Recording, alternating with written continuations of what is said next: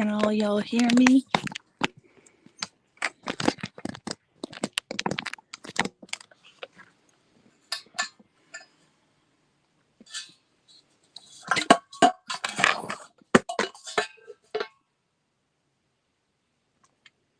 Shit's dropping everywhere and I don't know what's dropping. Pour myself a soda.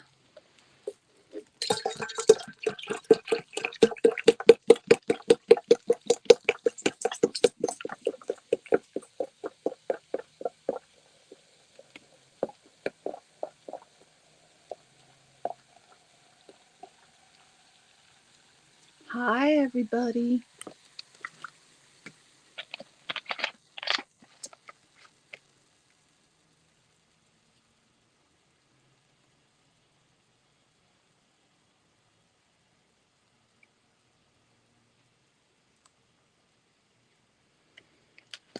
Good, thanks, Sunrise Dawn. I appreciate you checking out the... Is that gonna work? That's not gonna work, is it? No. I will leave that off. Okay, y'all.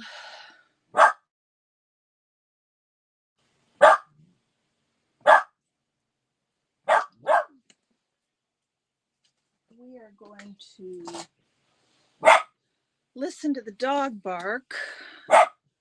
Orion. Orion.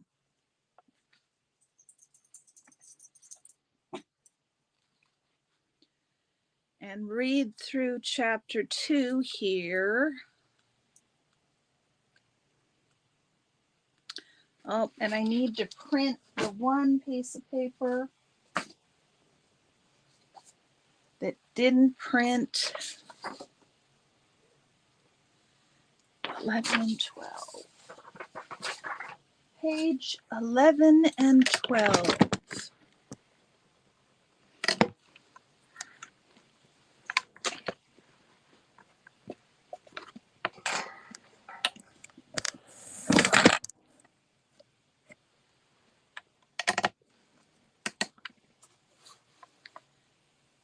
Page 11 and 12.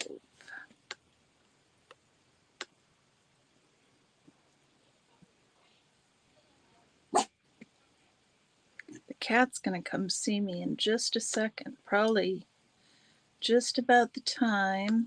Where is this?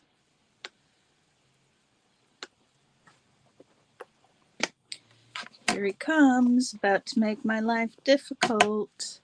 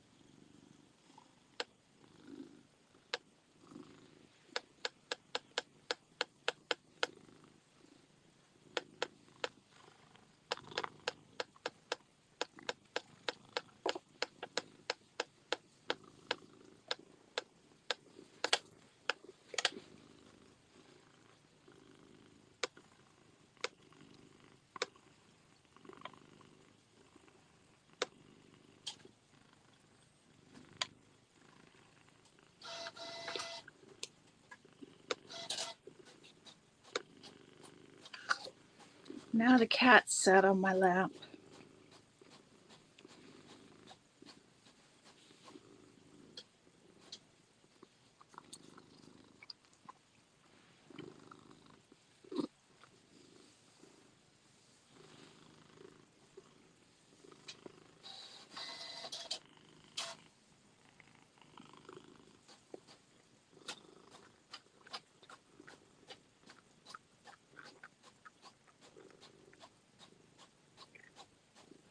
Owie. Owie. Hi, Leslie. How are you? It's good to see you. That's enough, Soda. That's enough.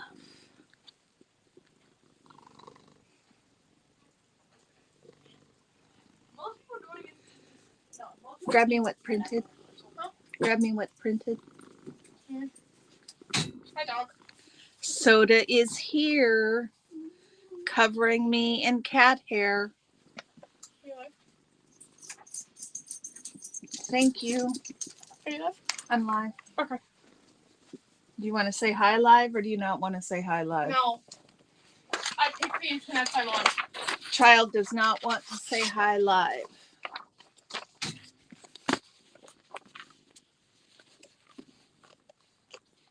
Yours does the same thing, licks your face. He insists on getting to my nose. Just insists on getting to my nose.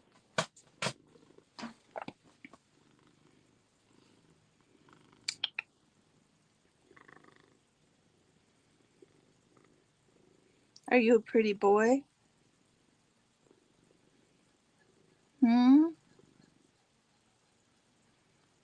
There he is.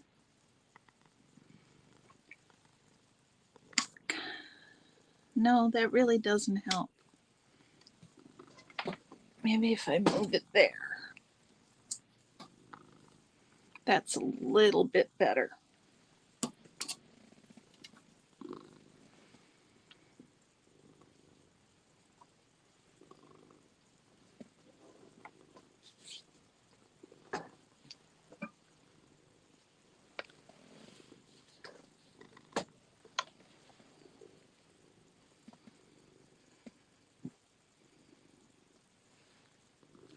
Oh, that's so cute, Sunrise Dawn. When we get the dogs here, when my son comes with his girlfriend and their 2 miniature dachshunds, we'll have 3 miniature dachshunds in the house, and sometimes, just sometimes, they will play. There's a little better view of Soda there. They will play tag with their, I forgot what I was saying.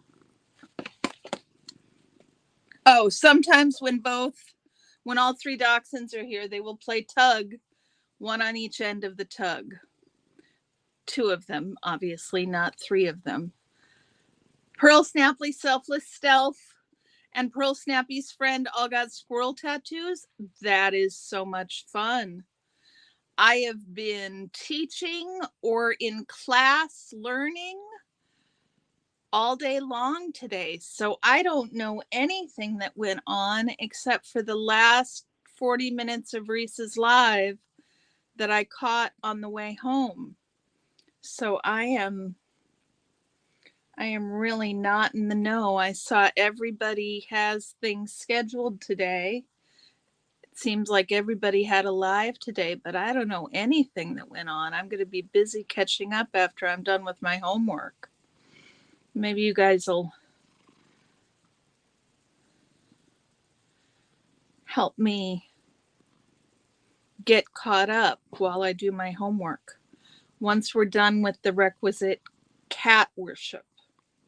The cat worship has to come before any of the homework. It is a requirement in the house. They must be worshipped, or else our life is not pleasant. Isn't that right, Soda? You're a terrible taskmaster. You make me give you scritches, and you make me shave you, and you make me give you food. So many things.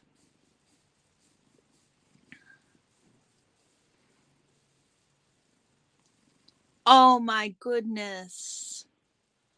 Oh, I'm going to cry, Pamela. That's so cool. KK's initials in the name of her motorcycle. That's really, really sweet. That's such a sweet memorial that Pearl Snappy, Selfless Self, and Pearl Snappy's friend are doing for KK. That's really, really sweet. Really sweet. For those of you just tuning in, we are having our requisite cat worship time before study time starts. I have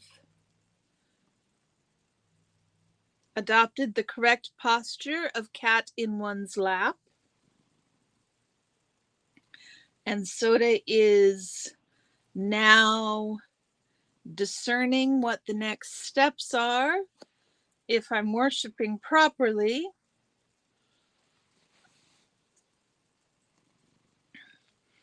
And we will see how long the worship actually lasts. And if it's possible for me to get any homework done while I'm cat worshiping. Now Linny and Squiggy are chasing each other. They're almost identical and best buddies, but their personalities are so different. I love watching them play. That's so sweet. How old are they, Sunrise Dawn, Lenny and Squiggy? Because Scotch and Soda are also out of the same litter, but Soda is a brown tabby or Scotch is a brown tabby. Duh. Soda clearly right here is not a brown tabby. Soda is gray and white. Today is Pearl Snappy's birthday. That's so nice. That's right. It was Pearl Snappy's birthday today. And I think Liz Ferris's birthday tomorrow, after I remember. There'll be 3. Wow. Okay. Cat worshiping time completed. That's lovely. And that lamp is just, we're going to go with the low light. And you can only see one side of my face. Brown tabbies are my favorite, Sunrise Dawn. They are my absolute favorite. Brown tabby males are my favorite cats without fail. Liz Ferris is tomorrow. Good. Okay, guys. Sorry I'm moving you around so much. I have a small space to work in. And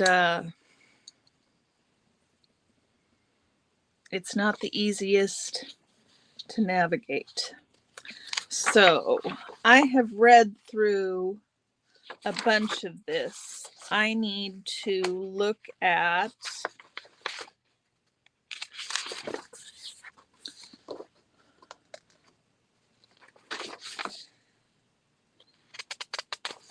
wow, this is an interesting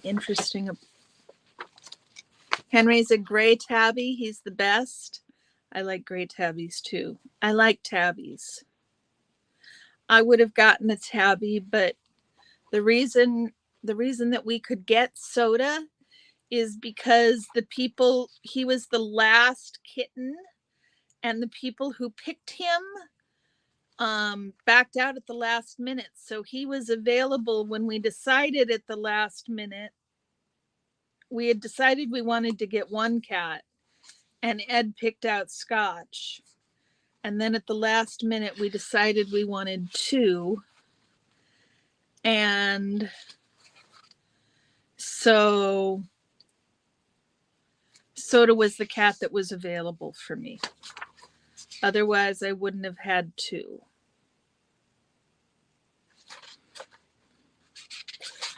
So I have some questions I've got to ask after I've read this chapter and this report. Maybe we should get an idea of what the questions that I have to answer are. What do you guys think? Think that makes sense? Let's see here. Study guide. Study guide. This goes in, whoops, all of this is week 1. Melody, hey, how you doing? 10 days till your birthday?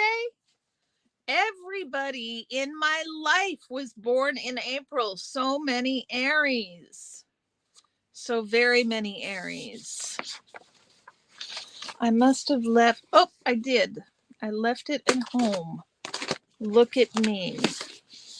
Happy early birthday, Melody.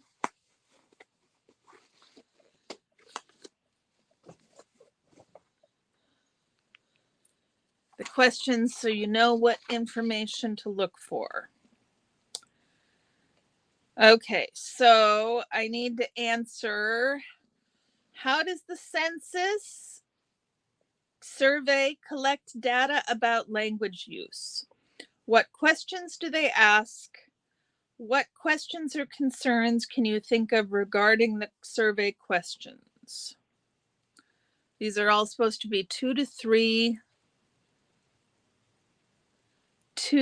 sentences. You're on the cusp between Aries and Taurus? Yeah, I suppose that is right on the cusp, isn't it? Miss Sunrise Dawn, that's so sweet. My eldest son turns 30 in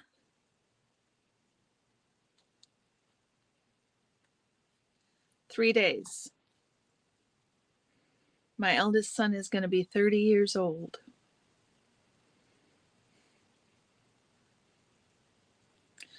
Write a few sentences reflecting on how the questions about language have changed over time.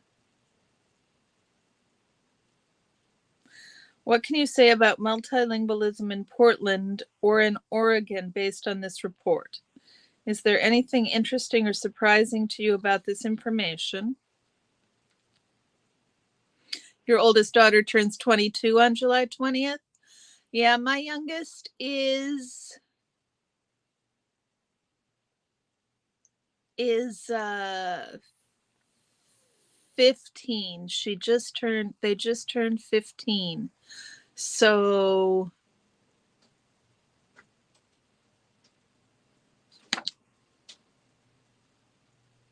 we've got about the same age range, Sunrise Dawn. Mine are 15 to 30, so I've got 15 years. You've got me beat a little bit.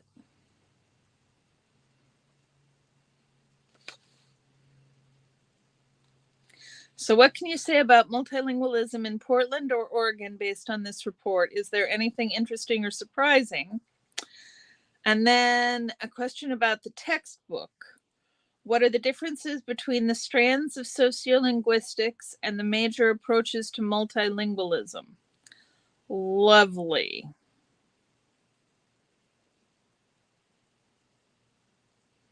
The differences between the strands of sociolinguistics and the major approaches to multilingualism. Shit. Yep, 17 years apart. Your daughter is 10. 10 is a lovely age.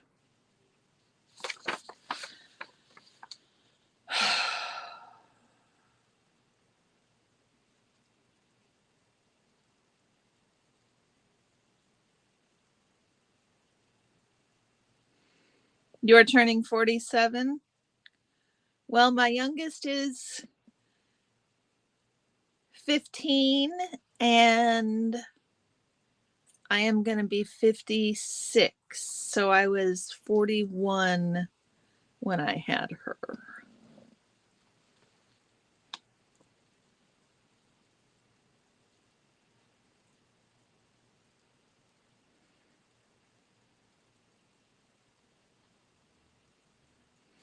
Okay, let's see what I can dig out of this report. Maybe 47 in August. Are you a Leo, sunrise, dawn?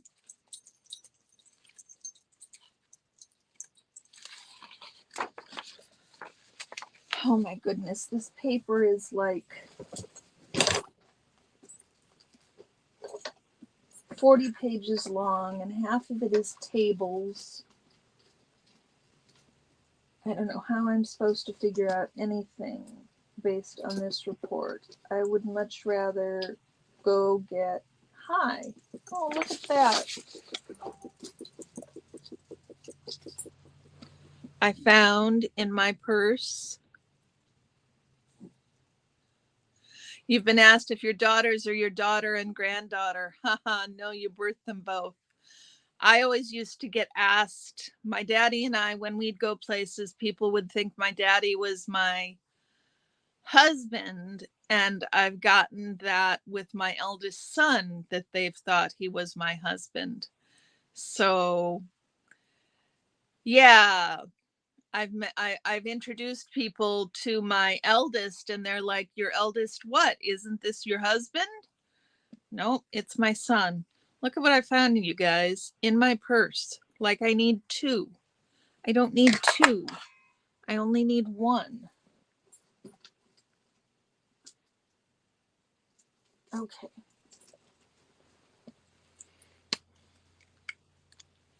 You had your first before turning 40 and was 42 when you had your youngest. You had them in quick order, although I had my first at 26 and my second at 28. So they are 21 months apart. 30 and 28. Actually, the eldest is 29 right now. The second eldest is 28.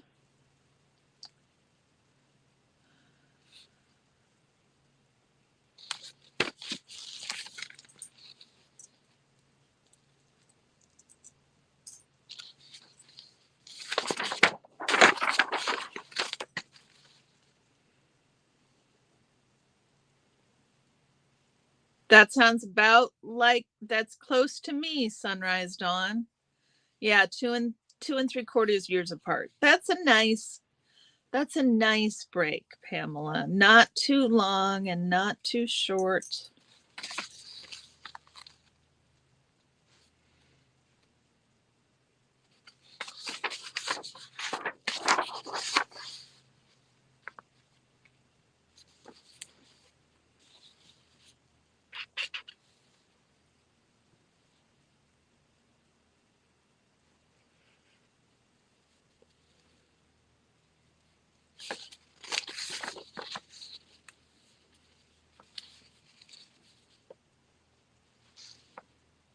You know what I hate, you guys? I hate maps that you have to interpret based on the freaking color they put on the page. It's really hard to discern those little bitty differences in color. Which blue is which blue?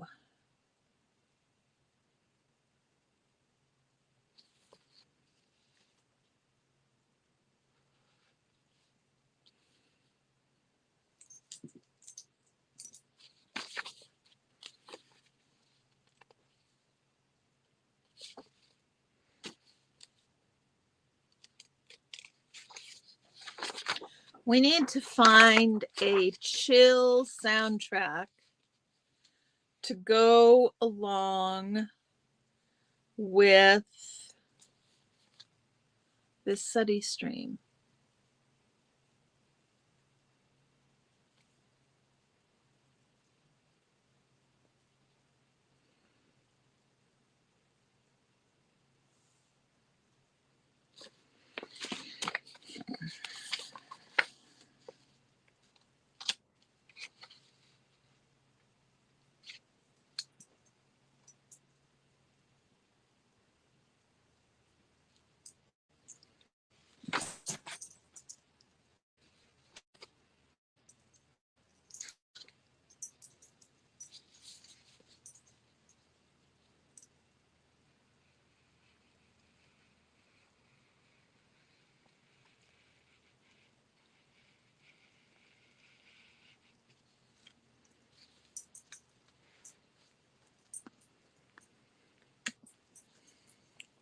Yeah, my boys at being 21 months apart, I think it's a little too close. I wish that I'd had a little bit older child, um and that therefore I'd been able to concentrate a little bit more attention onto the younger one.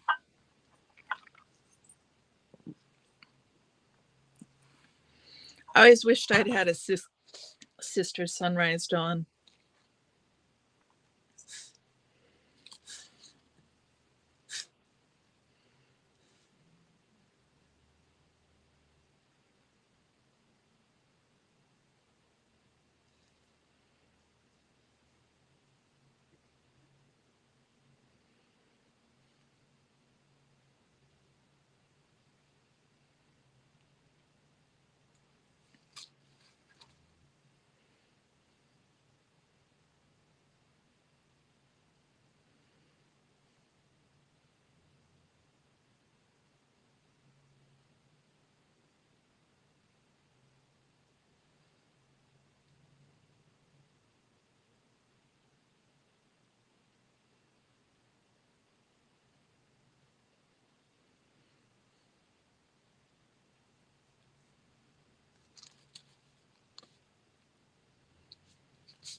Yeah, I can imagine. I can imagine. That's sort of why I always wished I'd had a sister.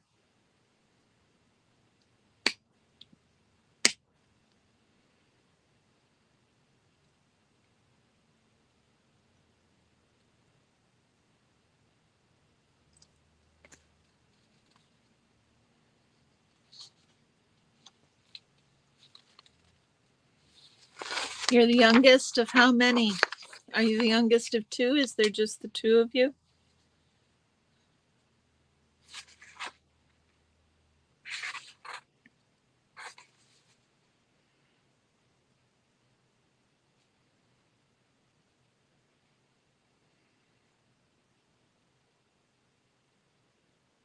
Just the two of you.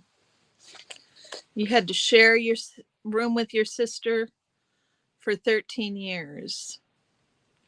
It's so nice that the kids have separate spaces. It's not always possible. We had to have our boys' room together for quite some time because we just didn't have enough bedrooms. We had more children than we had bedrooms.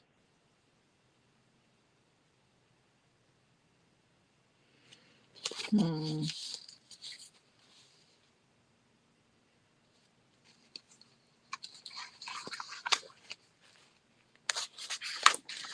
So, what conclusions? What's it say? What was the question, you guys? I have 4 kids, Dawn. They are 30, 28, 21, and 15.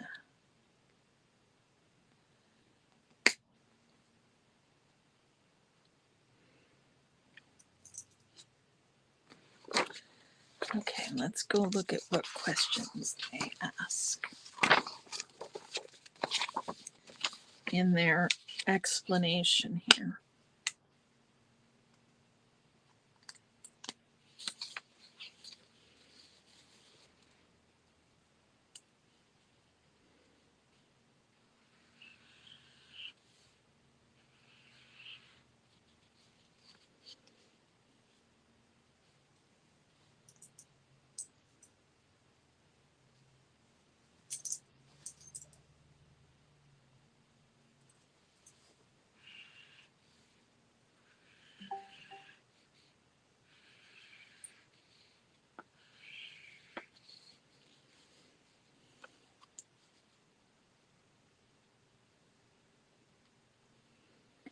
Well, Sunrise Dawn, the issue with me, let me explain it this way.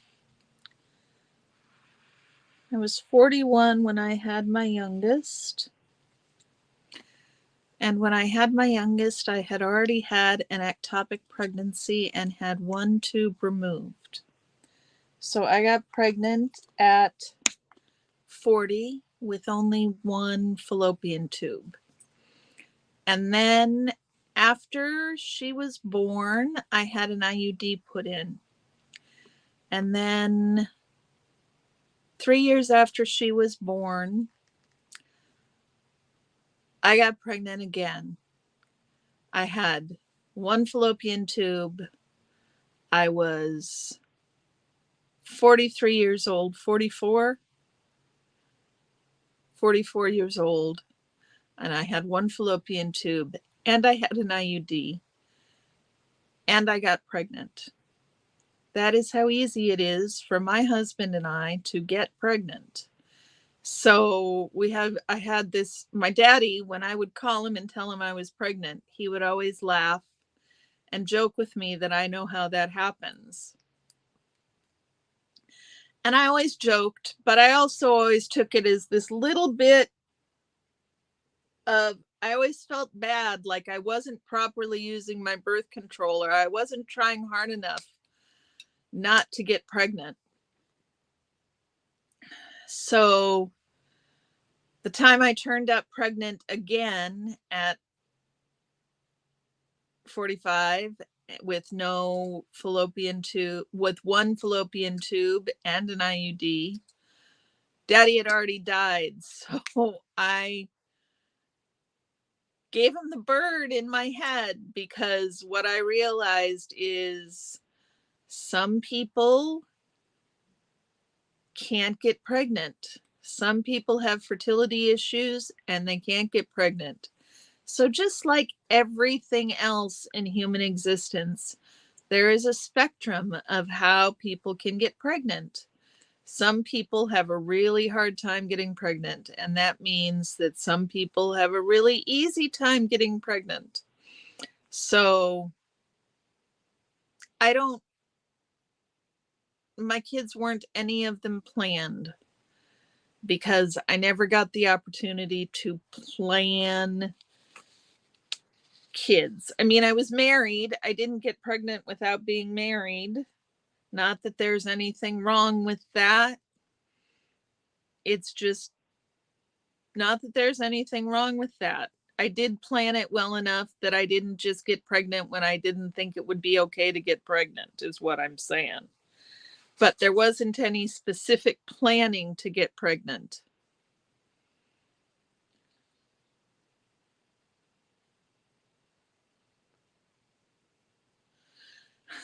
A friend of mine has 8 kids. She said when she was pregnant with her 5th, an old man told her, "You know how that happens? No TV in the bedroom." That's hilarious.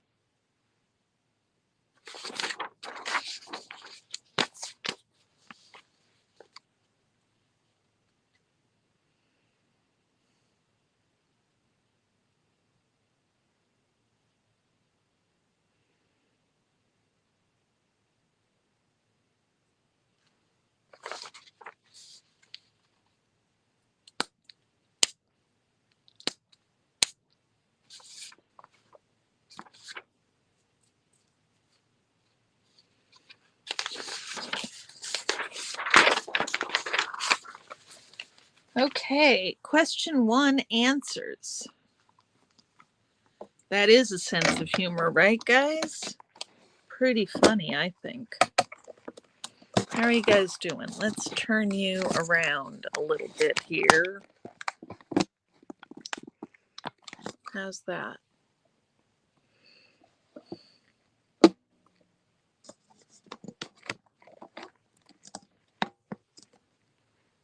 That's not bad. Okay.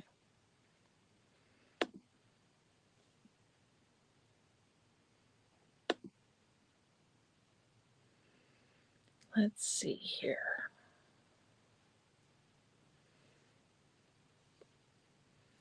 Where do I want to be?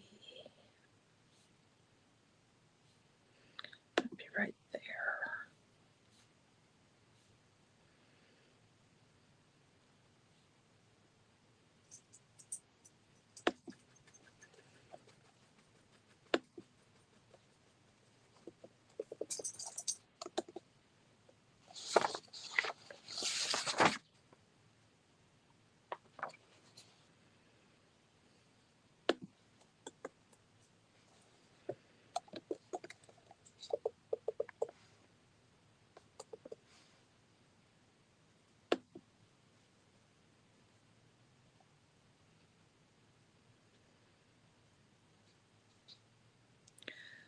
People say the most cruel things about stuff like that. It's unbelievable.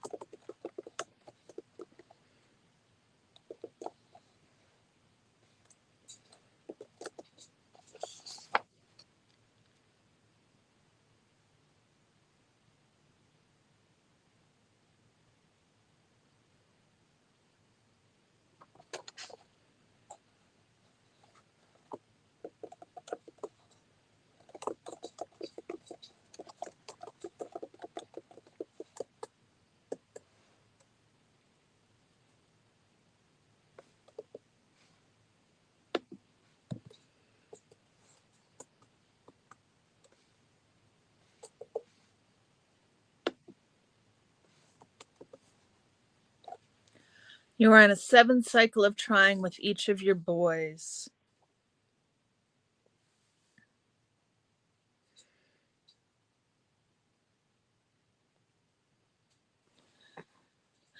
I had an extremely trying miscarriage on cycle 6, trying for our second. We got a private positive test on a Wednesday, and a miscarriage started on Sunday morning. Oh my goodness gracious, Pamela, I'm so sorry. I miscarried my first, and I remember how horrible it was. But I can't even imagine having a miscarriage when you're trying so hard to get pregnant. It's devastating enough just to have a miscarriage. So I'm very, very sorry for you.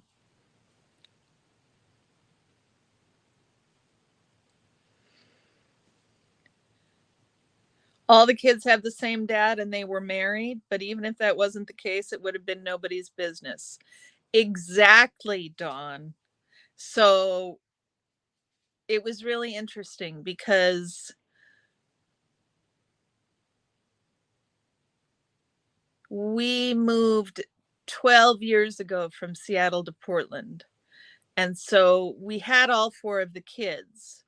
And so the people who knew us in Seattle knew that all 4 of the kids were ours, that we were all one family, that that it wasn't a combined family. But when we moved here to Portland and people would ask the kids' ages, and I'd tell them 30, 28, 21, and 15, I could see on their faces this question that they would be coming up with, wanting to figure out how to ask me if all the kids had the same dad or not. I did not enjoy that part of things at all. It was sort of uncalled for.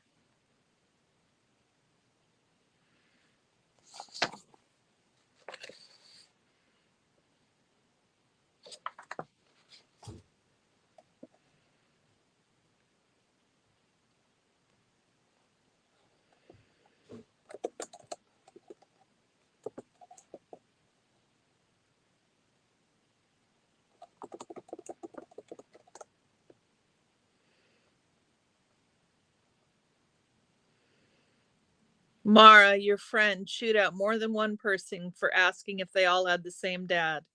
Exactly. None of your fucking business. It's like when my dad died of lung cancer.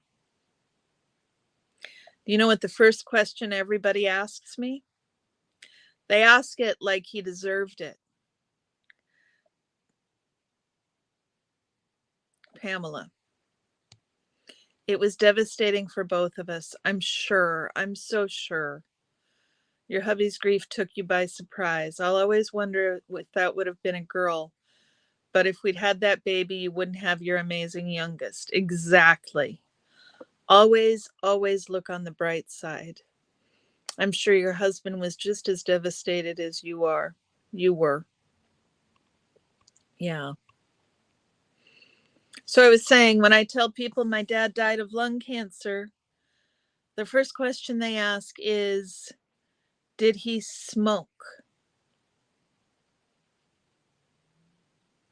which I suppose is better than just assuming he did smoke.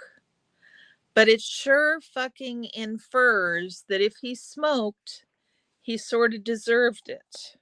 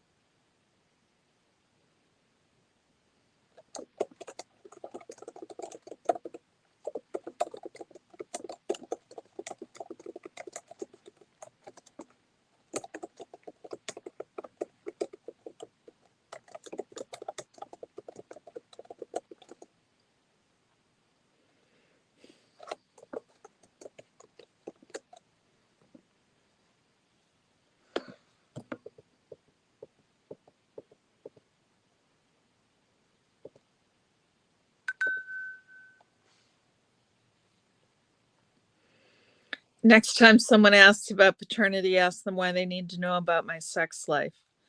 Right? It's just. It's just. Okay, where am I going? I'm going back over here.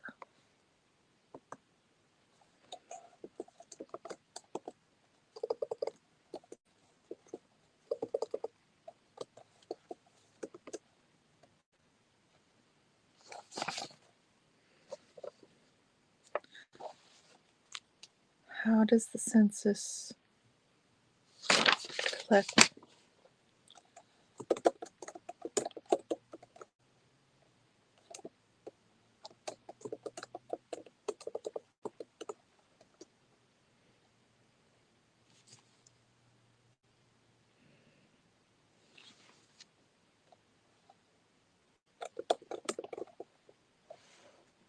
Hey, Susan, how are you?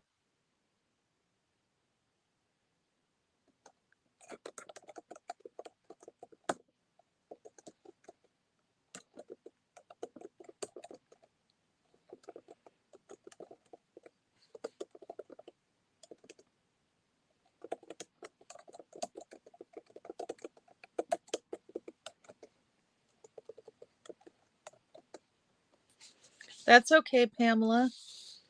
I'm not responding very quickly because I'm doing homework.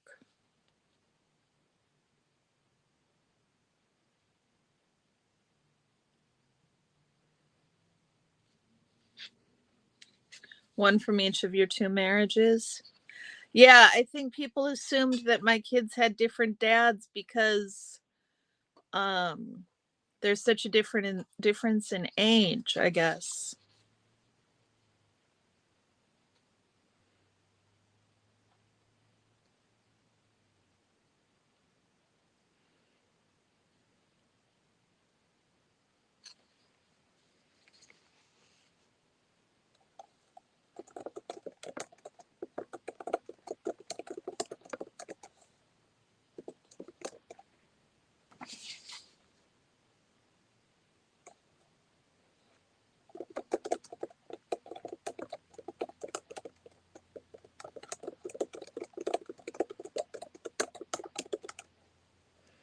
I have a half sister.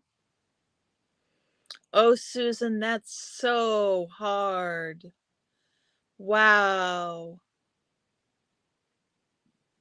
Foster mom, good for you. We fostered for a while, and I have a friend who adopted from foster care, and I know how incredibly difficult a process that can be. So I'm so happy for you.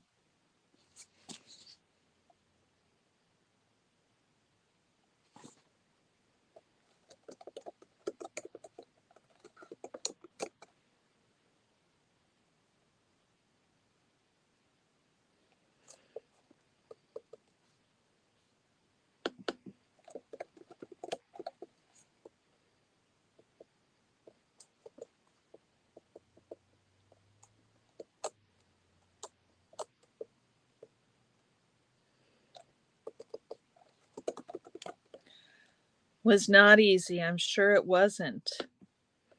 But I'm sure that's a great way for them to know how wanted they were and still are.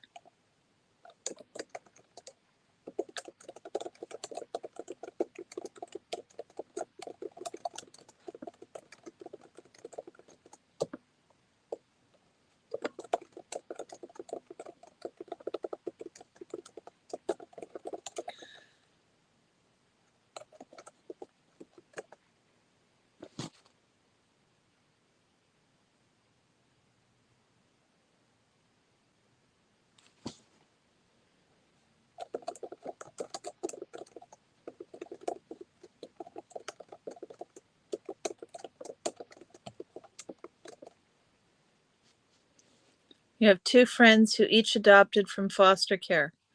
In one case, she found out afterwards that her daughters are actually her distant cousins. Wow. How did she find that out? Did she find that out using Ancestry or something like that? Sunrise Dawn?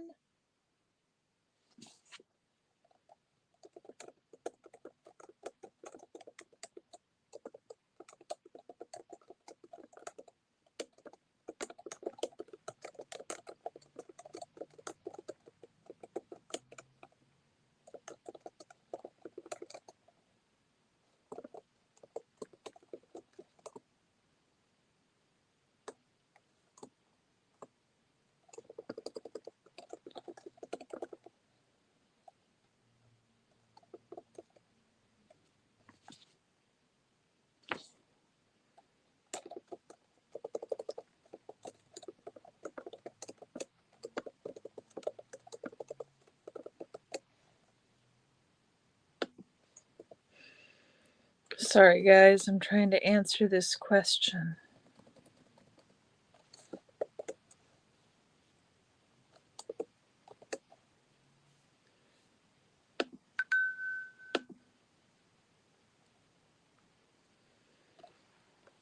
Her daughter's biological great-grandmother was her own mother's long-lost half-sister.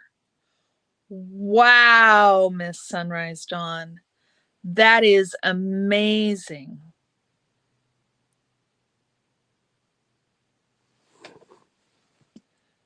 Pamela, a dear friend is about to finalize an adoption. She should have a court date soon. It's been a long haul because of the bio mom and a divorce process that took almost 3 years. The girl just turned 6. Yeah, adopting out of foster care can take forever. My friend who did it, it took forever because of the bio mom not wanting to relinquish her rights. I think she fostered for 3 or 4 years before she adopted the child at the age of 8 or 9. Wow, Susan, they're 28 and 30. They're the same age as my kids. You've had them a long time. That's amazing. She was putting together a family tree and she found out, huh, Sunrise Dawn? That's so cool. Okay, so I answered the question about how the census collects data about language use and what questions they ask. Now I need to think about what questions or concerns I can think of regarding the survey questions. So the survey questions are, let's see, the answer so far is the census collects data by surveying the households responding to the census. Hey, Mandy, how are you? The ACS report collects data by surveying the households responding to the census. They ask a first question. Does the person speak a language other than English at home? If the answer to this question is yes, there are 2 follow-up questions. What language do they speak at home and how well the respondent speaks English? Asked on a Likert scale from very well to not at all. Okay, so those are the questions.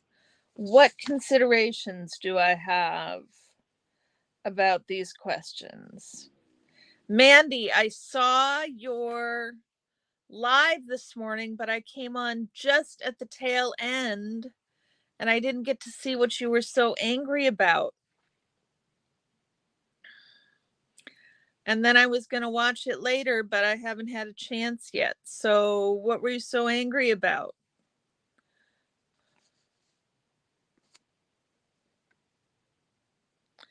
With my other friends, the two sisters she adopted turned out looking just like her. There's no biological relation, but people will never guess they're adopted because they look so similar to her. That's nice. It's nice when people don't make assumptions. That's really nice. I suppose we live in a world where can't really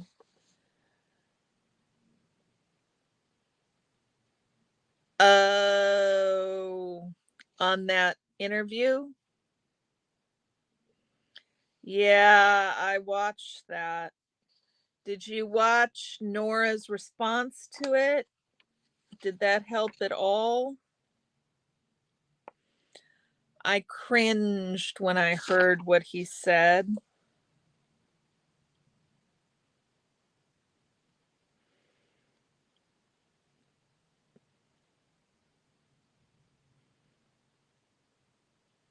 I'm hoping it's just a lack of experience and education. But yeah, that's what I'm hoping. I think the thing that Nora said that she pulled out of there was that Aaron is open and willing to learn. You saw her defending him? Yeah. Yeah.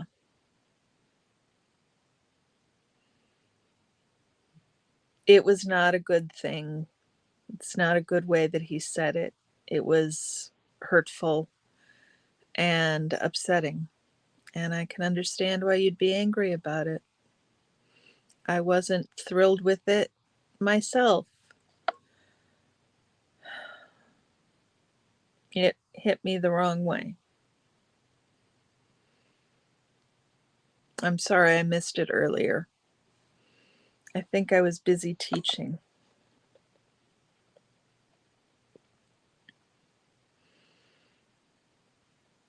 You know, I was thinking a lot about Aaron and actually, I was thinking a lot about Aaron and his comments about um, this and his, yeah, I don't like Andrew Gold very much either. Yes, Sunrise Dawn, we made his interview with Andrew Gold.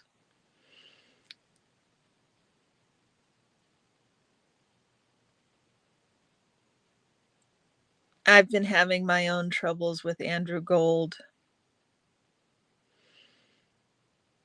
I haven't been able to watch him since October.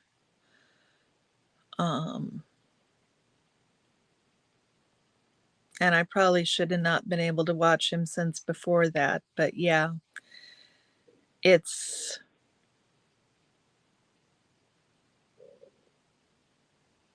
yeah, I don't have anything to say. I think that um the thoughts I was having about it, about the comments that Aaron made were that if somebody came to him and was a non-Scientologist and he was explaining that they didn't know anything that they were talking about,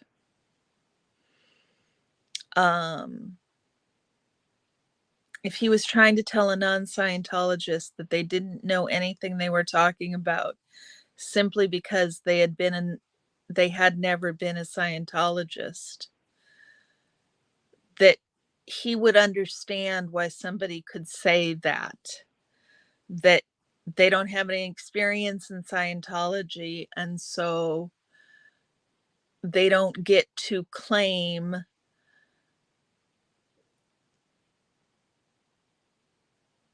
that they know what it's like, and so they need to listen and stand back and be an ally in the way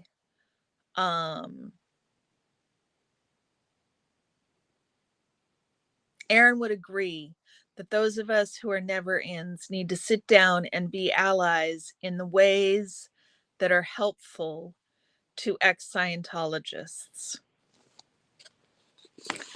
And I think that maybe it hasn't been pointing.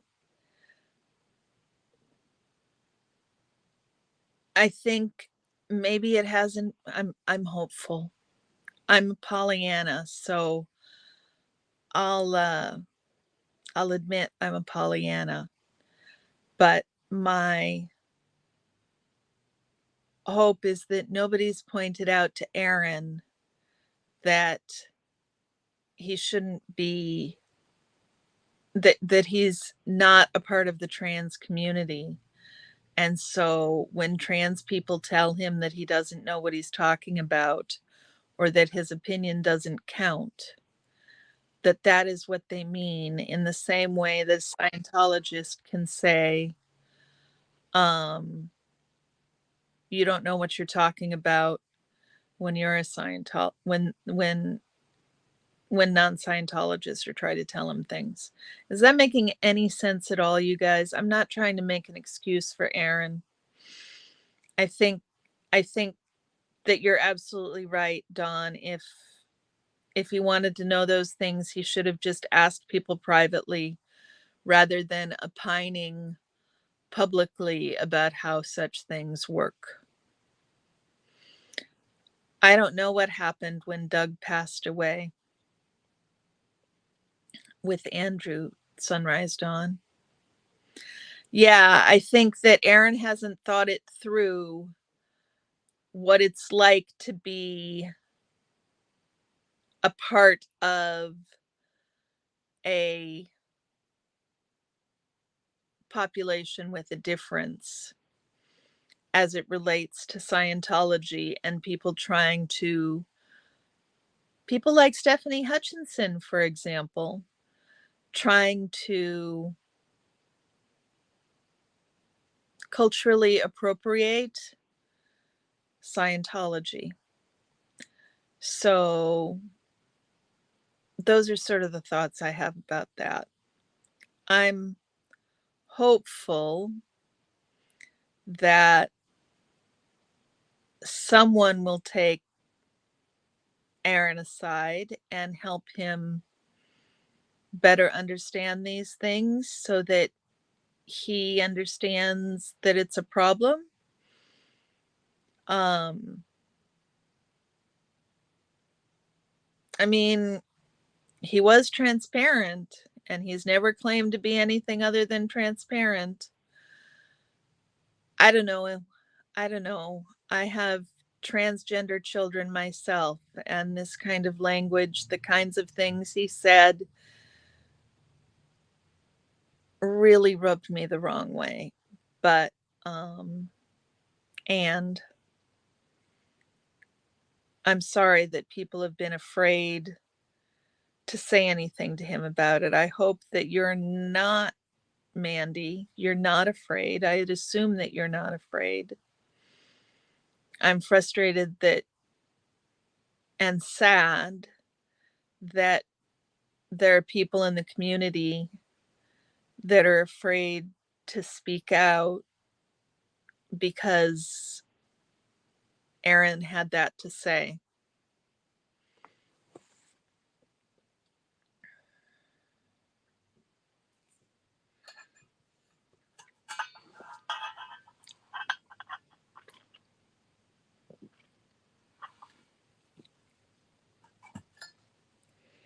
He needs to. They had this whole section where they were talking about Sorry, guys, I had an itch in my ear, which probably was obvious to you by the way I was itching my ear. Aaron and Andrew had this whole section where they talked about how frustrating, I'm using kind words, how frustrating they felt it was.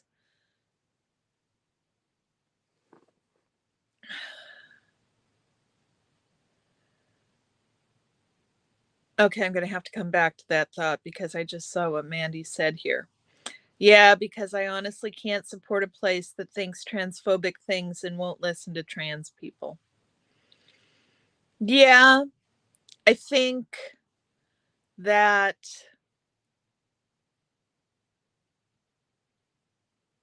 this is going to be like any other community, unfortunately. I think in my experience, there seems to be a very strong libertarian streak that runs through Scientology, but it's not the libertarian streak that says everybody should live their own lives. It's the libertarian streak that says, this is the way I think the world is, and why do all the other people whose world is different not agree with me? I know, I know. You're always willing to educate someone, but not if they're not willing to learn. Right, which goes back to the thing I think I heard Andrew and Aaron saying, which was that when somebody leads with your opinion doesn't matter, they're not interested in listening. But I tell you what, Aaron, in this area, your opinion doesn't fucking matter. Sorry, it just doesn't. You need to listen to the population you're addressing if you want to be an ally. And I hope that someone can communicate that to him. And Mandy, if that needs to be allies instead of you, I totally get that. And maybe I do need to sit down and listen to that damn interview again, because that's what I was thinking about doing when I first heard it, was listening to it and time stamping it and taking apart the errors,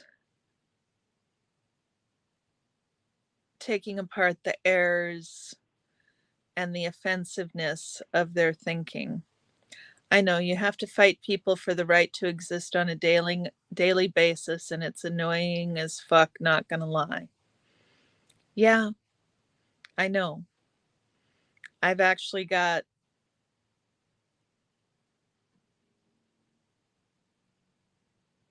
three-quarters of my children identify as trans. So I completely understand the right to exist on a daily basis. And that fight is never ending, especially with not younger people. And I think Aaron falls into that line of not younger people. So I was going to say that there is this long strain of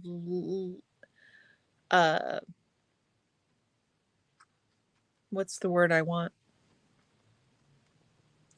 Libertarianism of the right wing variety that advocates low taxes and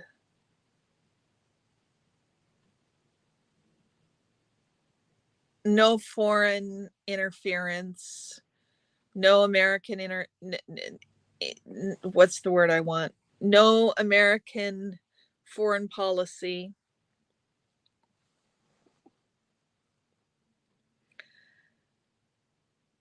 and a deep misunderstanding of critical theory. And yes, live and let live has always been my motto. The way someone else chooses to live their life is not their business. I just want to know if they have good hearts or not. The way someone else chooses to live their life is not my business. What people choose to do in their bedrooms ain't my business. And what pronouns people want to be known as really should not fucking make a difference for me.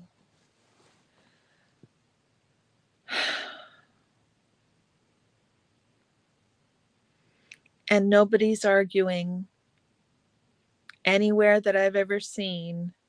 Nobody's arguing that trans women are actually women. People do know the difference. I don't know where people continue to get this idea.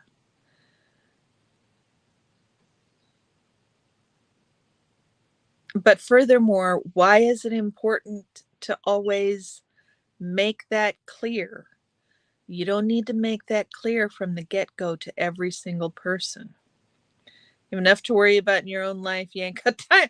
Not my circus, not my monkeys, right? Not my circus, not my monkeys. Okay, guys, I've only gotten one question answered, and there's 4. What concerns do I have? Mandy, I don't mean to downplay your concerns. We can keep talking about your concerns. I just need to work on my homework too.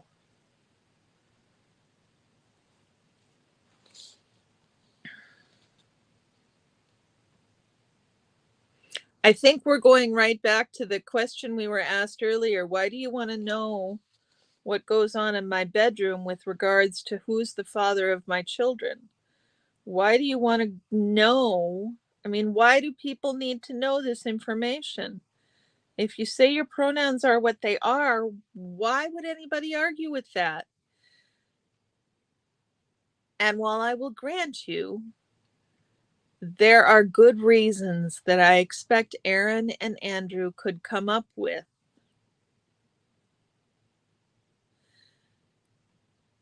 that it's important to know details about a person's gender.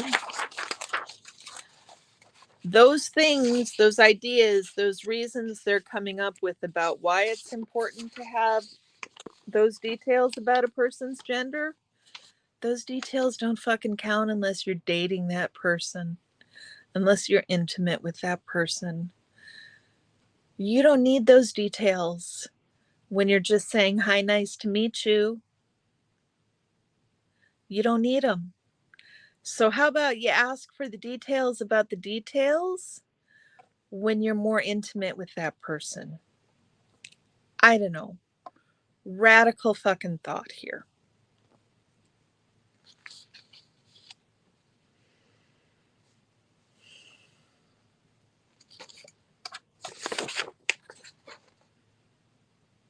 Mandy, I'm really sorry you're upset.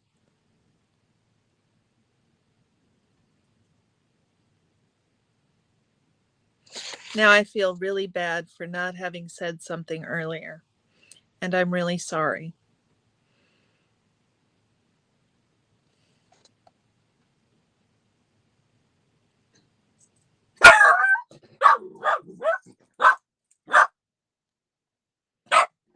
Hey, Orion. Sorry about the dog. Hey.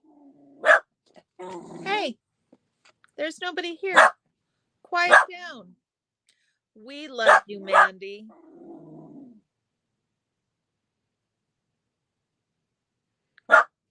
On Discord about Liz's birthday.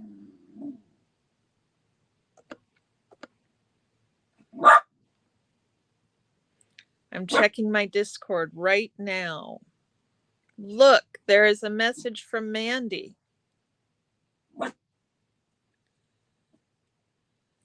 Ooh,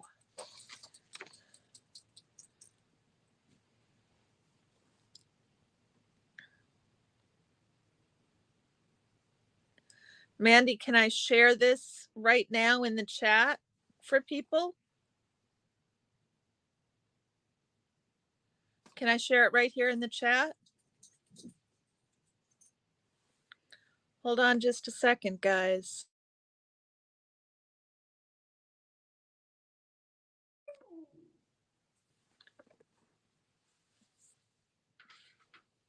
Okay, I can share it right here. That's A, Mandy? I think the thank you is a yes, but I want to make sure before I share it.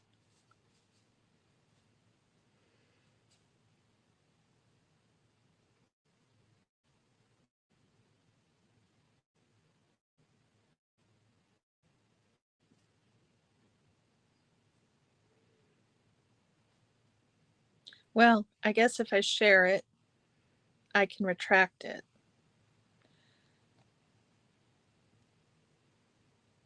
There you go, guys. Now I've got to find it.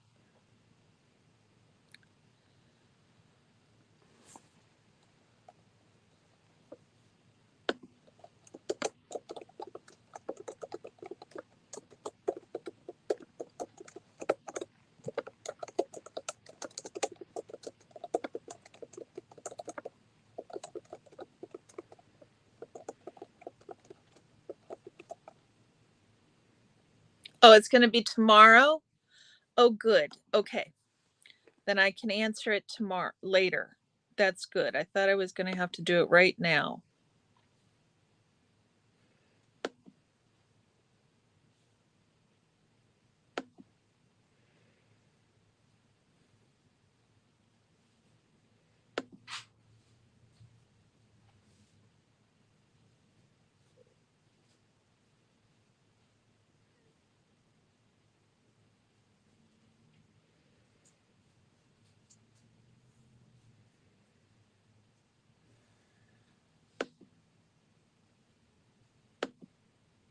Is the live tomorrow, Mandy? The live that you scheduled?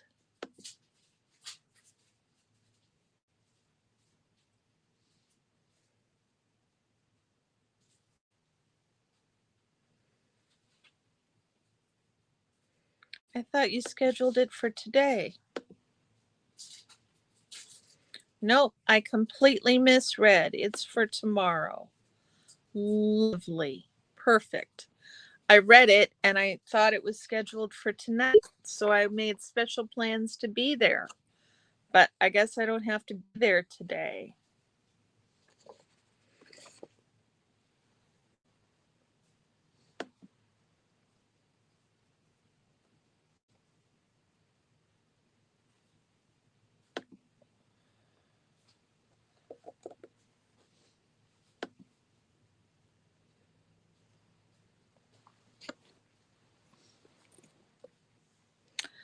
Oh my goodness, guys. I lost up here.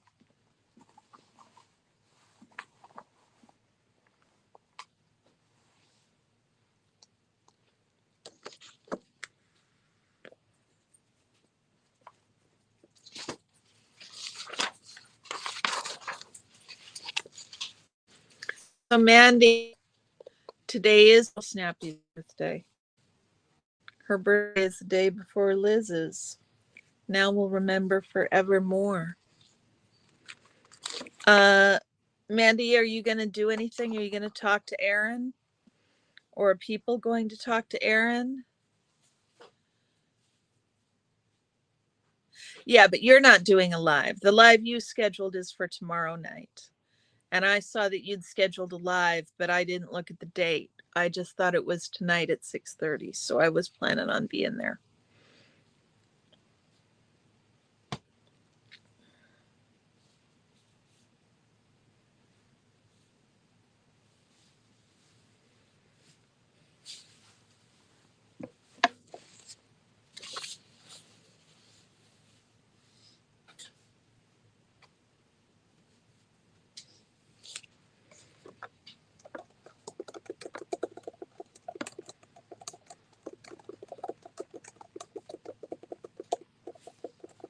Sorry about the wiggling, you guys. I'm typing on this desk.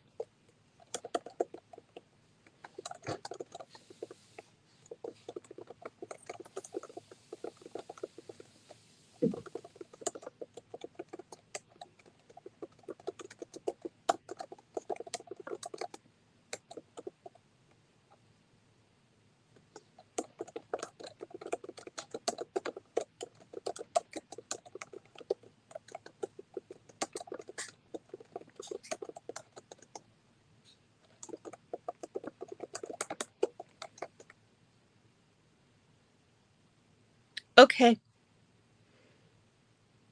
I suppose it is late on the East Coast.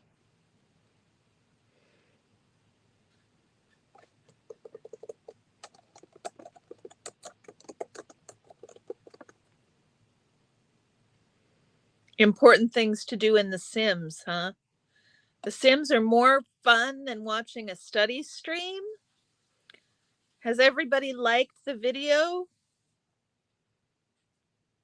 I know that there's got to be people in this stream who are lurking, because it seems that there's not 7 of us in the chat, but maybe I can't count.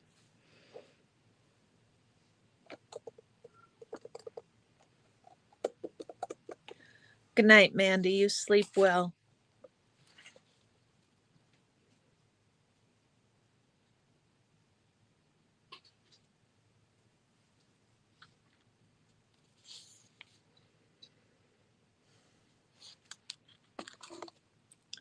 Thank you for the chat, Mandy.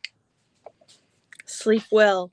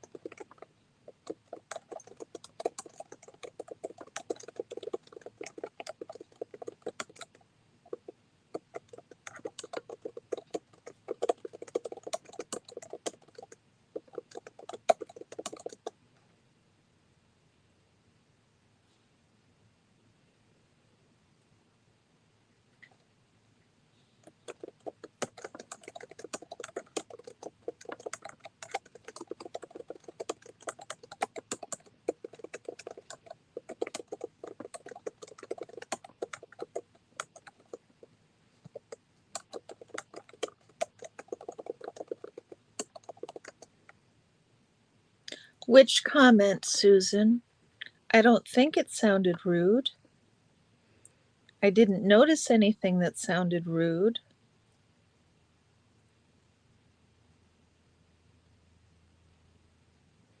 That it's Pearl Snappy's birthday today? No, I don't think that sounded rude at all.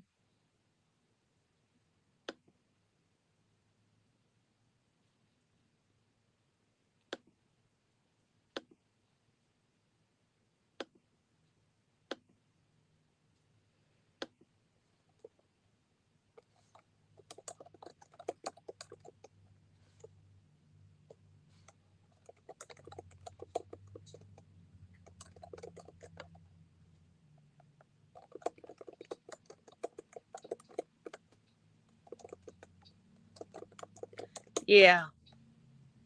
I've never seen her be rude either. I know you you mentioned Pearl Snappy earlier, Pamela.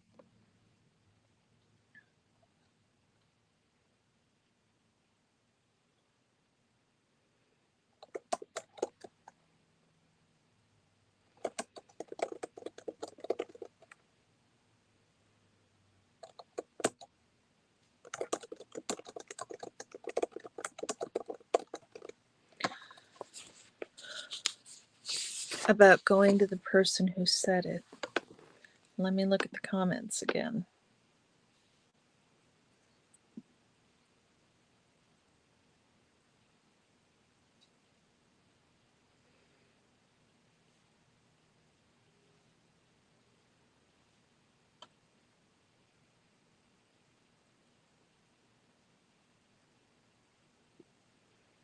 No, I don't think that comment was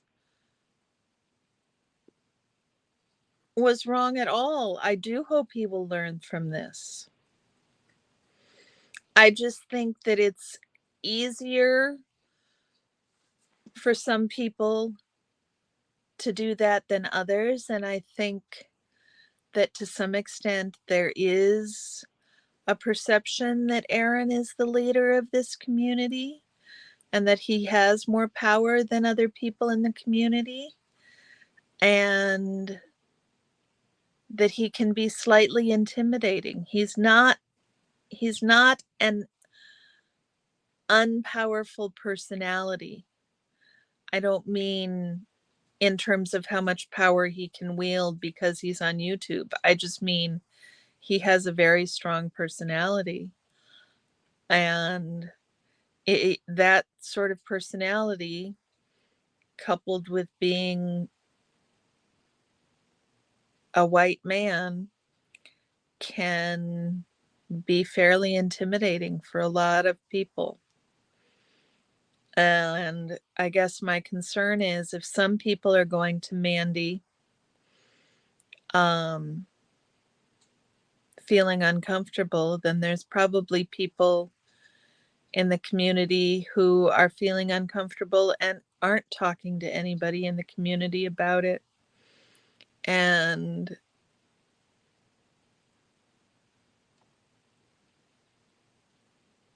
that that with the trans experience, the trans lived experience of being one of invisibility and fighting every moment to survive anyhow, can be really, really difficult to overcome that intimidation. So I'm not sure if I'm making sense. That's just my thoughts. And I don't think you were rude at all, Susan.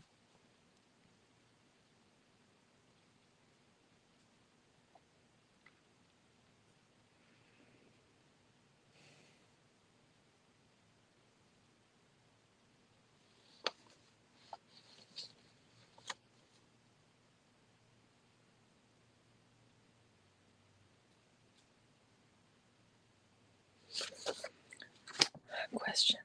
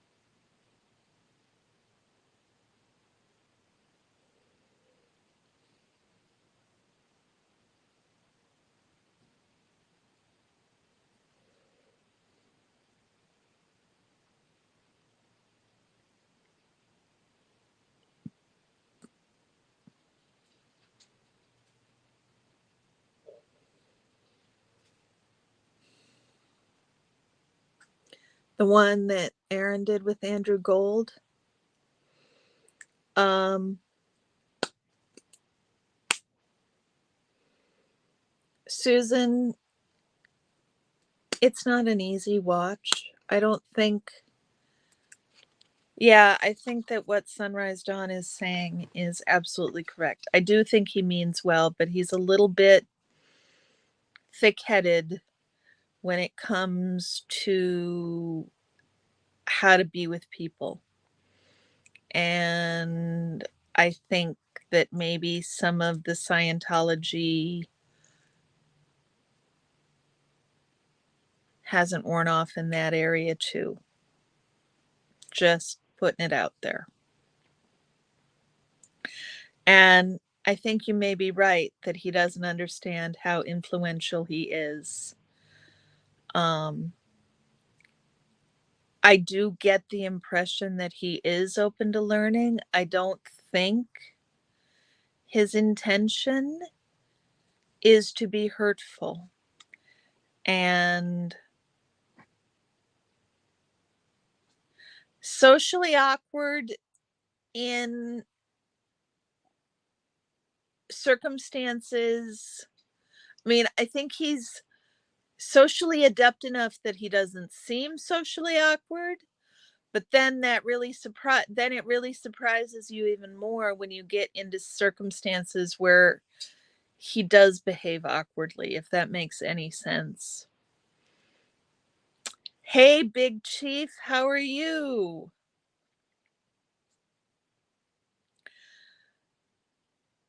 I think he is open to learning. I don't think he has bad intentions at all. Although, the road to hell is paved with good intentions. But I do think he means well and not poorly. I just think he needs to be educated about how hurtful the things he said and the way he said them were. Hey, chat, have you guys met Big Chief yet?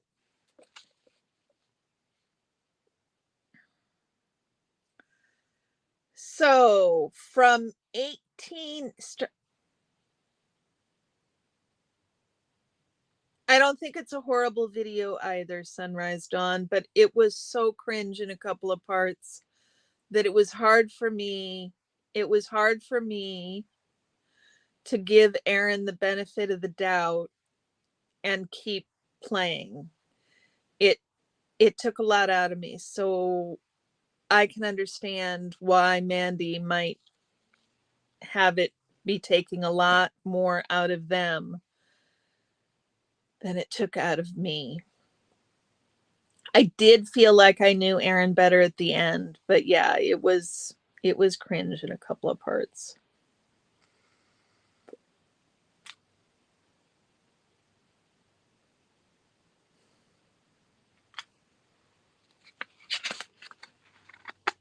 Yes, from MLH's stream, exactly. Now, I'm curious here.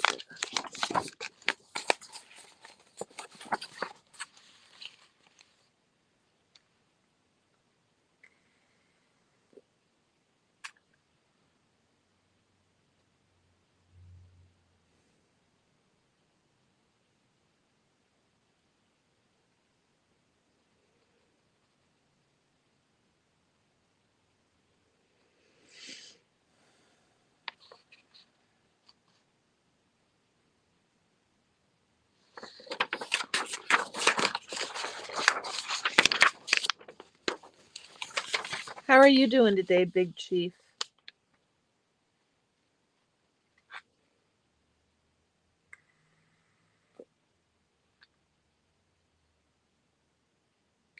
You got long hair too, Big Chief?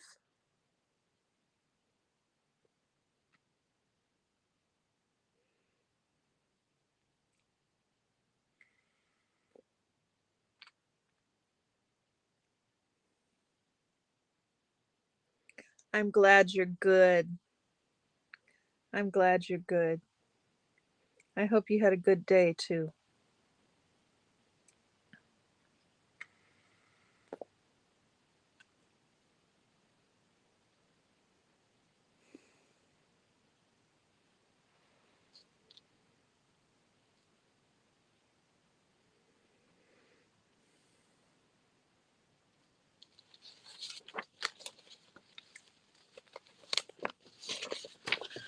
I think Aaron is still learning. I just concern myself. You keep yours neatly braided and out of sight, though. I see. So now you're dissing MLH when you come over here, huh? I like MLH's hair. It's really beautiful. I wish I had hair that pretty. I think Aaron is still learning what he finds what's offensive and what's not offensive. I just worry, and I'm sure Mandy does too, that keeping company with folks who tend to think like Andrew might might tend to drive him in a direction of non offensiveness. I will admit Andrew was a little hinkier about this topic than I actually found Aaron to be a little more enlightened on the subject of transness than Andrew was. So I'm not sure that was something positive I could say to Mandy, but it is something positive about the whole situation. Watts, huh?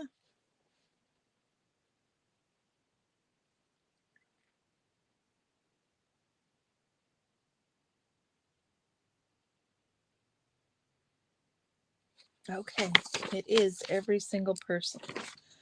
So, Appendix A, page 26.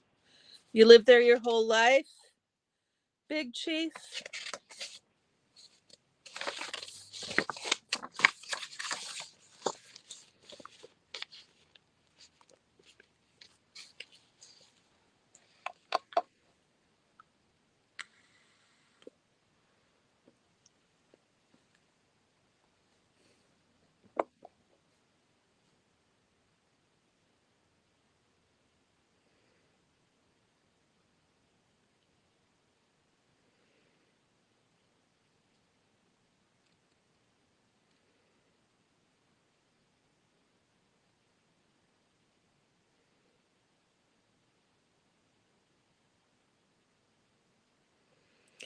Hey, Apostate Alex.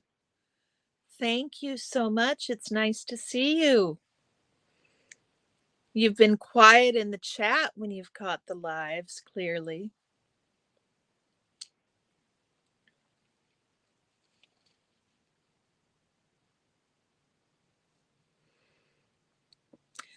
This is, as you may have guessed, a study stream having absolutely, you've been in the replay crew, okay. This is a study stream having absolutely nothing to do with Scientology. Well, maybe a little bit. I'm trying to figure out how I can weave this class on sociolinguistics together with the Scientology stuff. I haven't figured out how yet, but I'm certain there's a way to look at Scientology through a sociolinguistics lens. So stay tuned for how I'm gonna angle my sociolinguistics paper to be about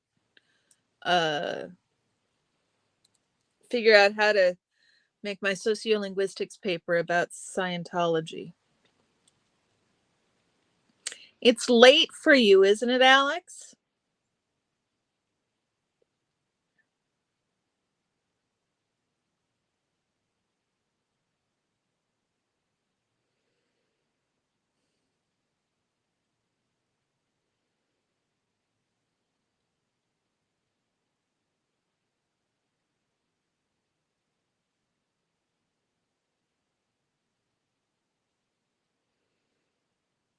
Scientology does have its own dialect.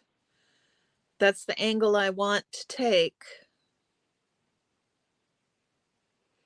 Oh, that's so sweet of you, Alex. Thanks so much for stopping by. I do appreciate it. These are just laid back study streams where I try to get some homework done in between talking at the camera. I hope you sleep well and I hope your meeting goes well. And I really appreciate you stopping in to say hi before you go off to your meeting.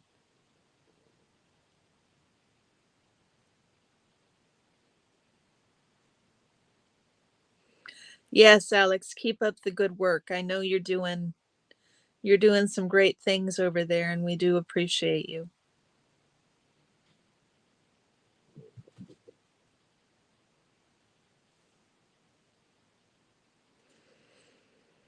Okay, I'm skipping this question for the moment because I don't have a good answer to it. Write a few sentences reflecting on how the questions about language have changed over time.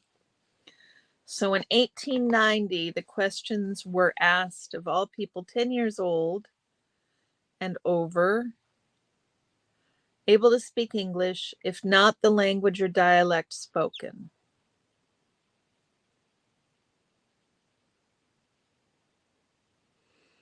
In 1900, they just asked if they could speak English, not what language was spoken. 1910, they collected mother tongue from all foreign-born people, and then they asked if they were able to speak English. And if they weren't able to speak English, give the language spoken.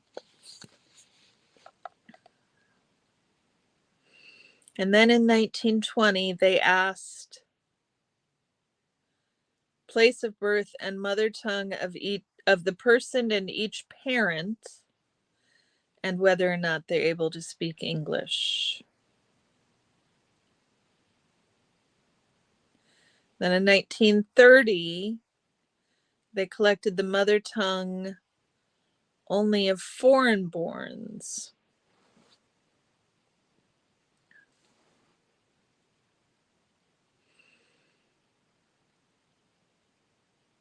And then in 1940, hey, Oregon Valley girl, thank you. Aren't these are reading glasses, aren't they great? They're hot pink, horn rims.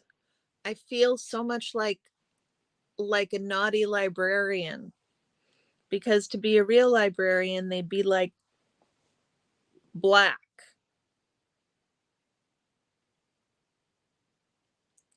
I'd really like to take and bedazzle them, but I can't figure out what would how I could keep the bedazzles on the plastic.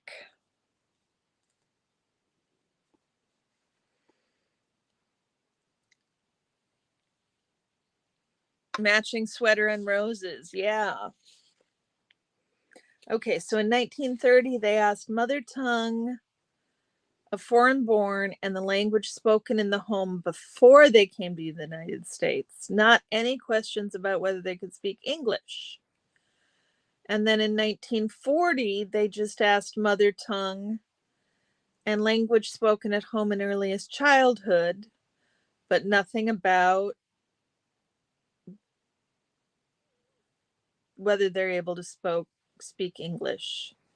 In 1950, they didn't ask. Jiminy Christmas, they're all over the place. How do they expect to get any decent answers to these freaking questions if they're changing the questions every 10 years? It's not like we've got every opportunity on the planet to do these things. In 1960, we asked what language was spoken in his home before he came to the United States, only of foreign-born people. Again, we didn't ask if they could speak English.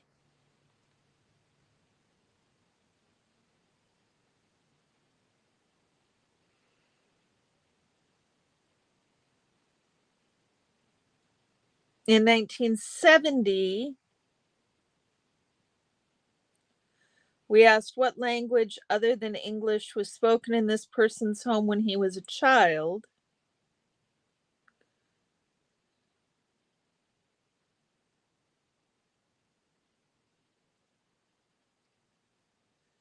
Yeah, we're all Valley girls around here, aren't we?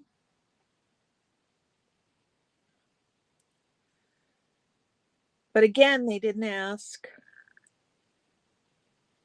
if they could speak English. So in 1980,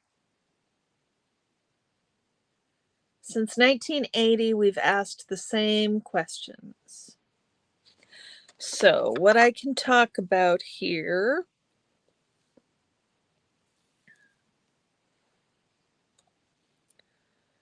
for this question number 2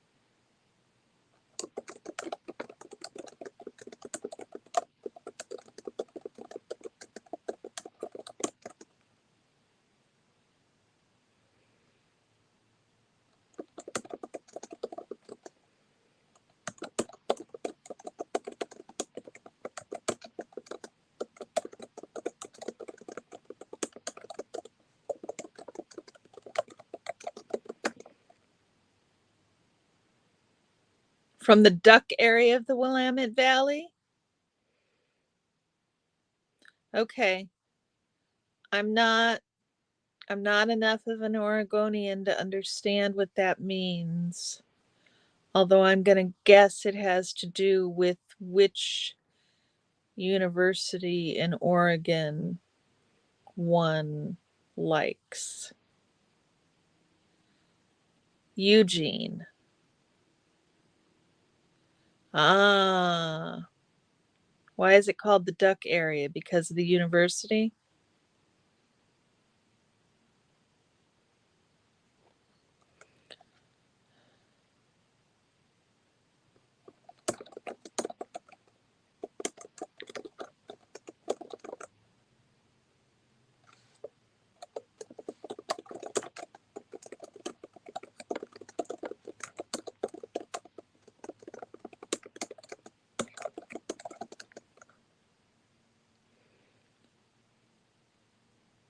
U of O or Oregon State, right?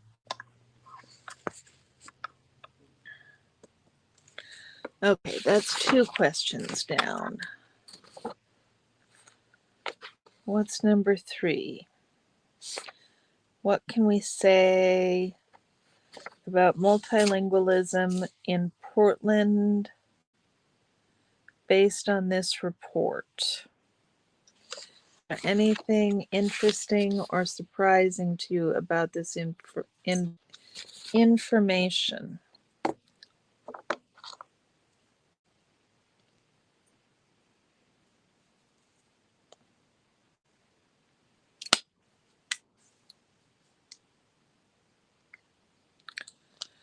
Oh, you broke down? I'm so sorry, Oregon Valley girl. That sucks. It's the worst.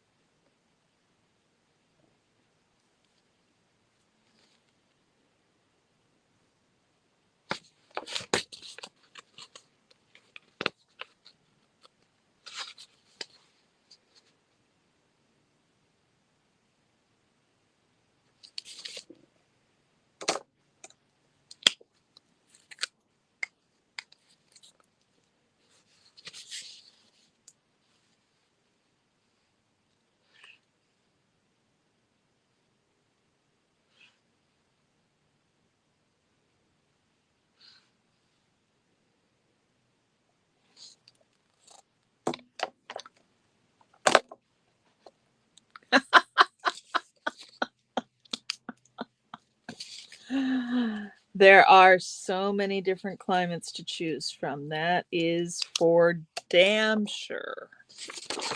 That is for damn sure.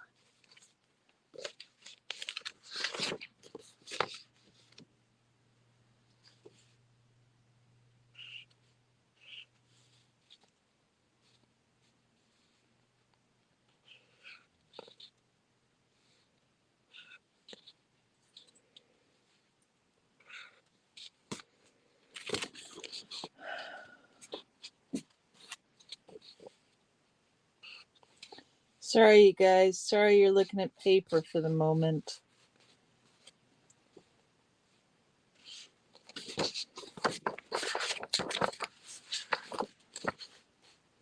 Susan, where are you from again?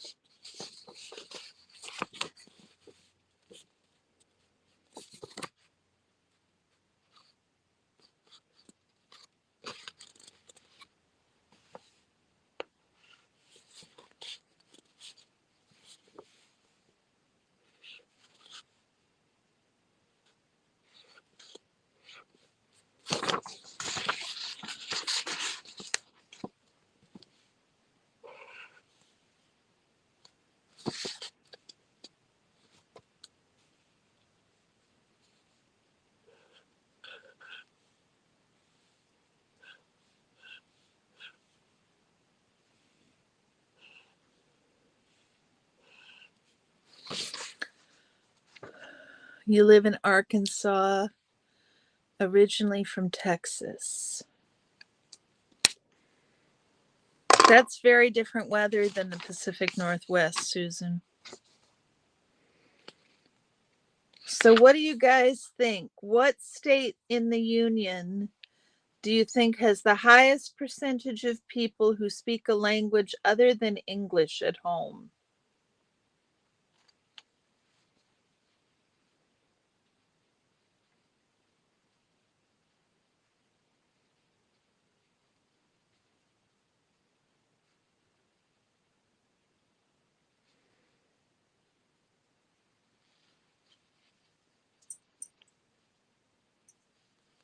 It's not a hard guess. New York is 30%. There are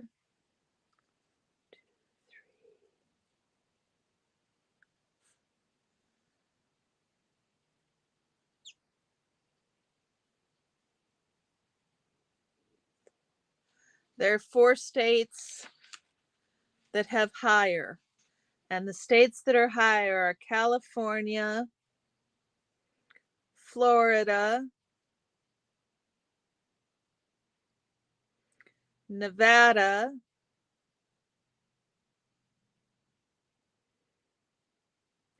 New Jersey, and New Mexico.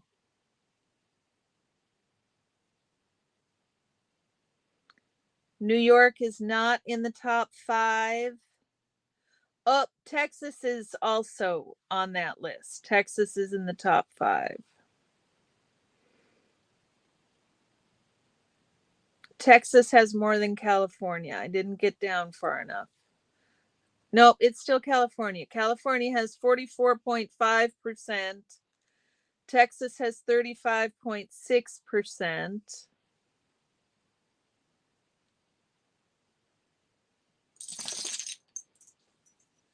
It's pretty impressive. California. Believe it or not, though, Oregon comes in rather respectably, 20 out of 50, with 15.5% of people speak a language other than English at home.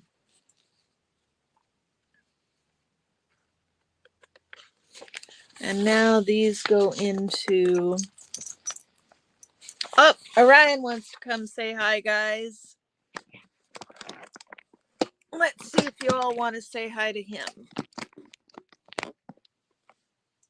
Get that out of the screen because nobody wants to look at that. And move this out of the way. Hi. Hi. Oh, thank you. I just love open mouth kisses. That is so gross, Bubba. Why'd you need to do that to me? Come here. Folks want to see you. Folks want to say hi. You be a pretty boy. Can they even see you through the TV?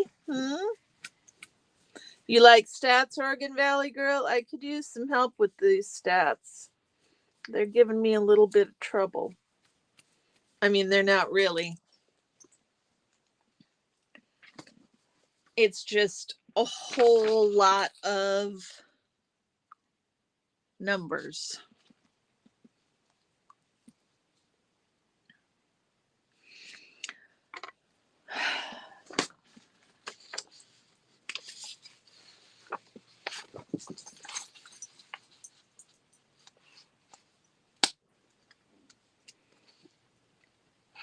Okay, next quiz question. What do you think is the state that had the highest percentage change in the population who spoke a language other than English between 2010 and 2019? The highest change, highest percentage change in the population from 2010 to 2019 of people who spoke a language other than English. Am I even making sense?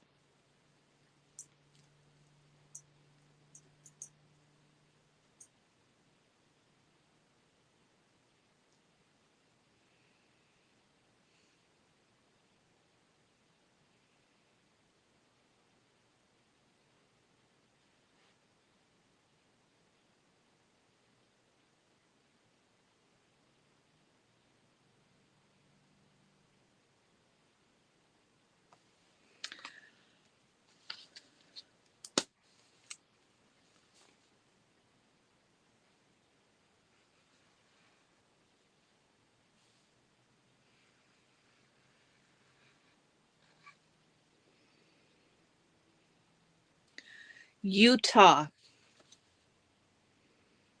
Utah had a 32.5% change, and Texas only had 18%. Oregon had more change than Texas did at 20%.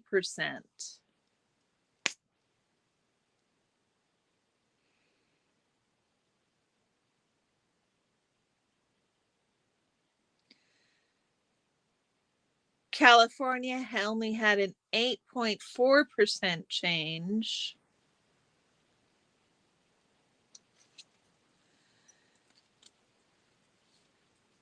Yeah, I think there must be a lot of Hispanic people moving to Utah. And Utah also, because of their mission work,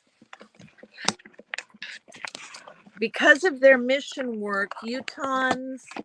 are much more educated about international relations and language and culture than most any other states. So they tend to be pretty progressive when it comes to immigration rights. And they are drawing a huge amount of their population from Spanish-speaking countries. They're getting large amounts of converts from Spanish-speaking countries. And so it also behooves them to be really liberal on immigration policies. And so they are pretty friendly to immigrants. So it sort of doesn't surprise me as I'm thinking about it that Utah has the highest percentage. But there's some other places with really high percentages, more than Oregon's. Delaware had 26% increase. DC had 27% increase. Florida had a 26% increase. Georgia had a 21% increase sunrise dawn. 21.5 increase in Georgia, 21.5%. Iowa had a 25% increase. Kentucky had a 29% increase. Maryland had a 23% increase. Massachusetts had a 20% increase. Minnesota had a 25% increase. Nevada had a big increase. And North Carolina had a big increase. States closer to the Mexican border will have less change because the percentage of non-English is already high. That's probably true. Susan, between 2010 and 2019. And yes, Oregon Valley Girl, very purple of them. They are a very purple state.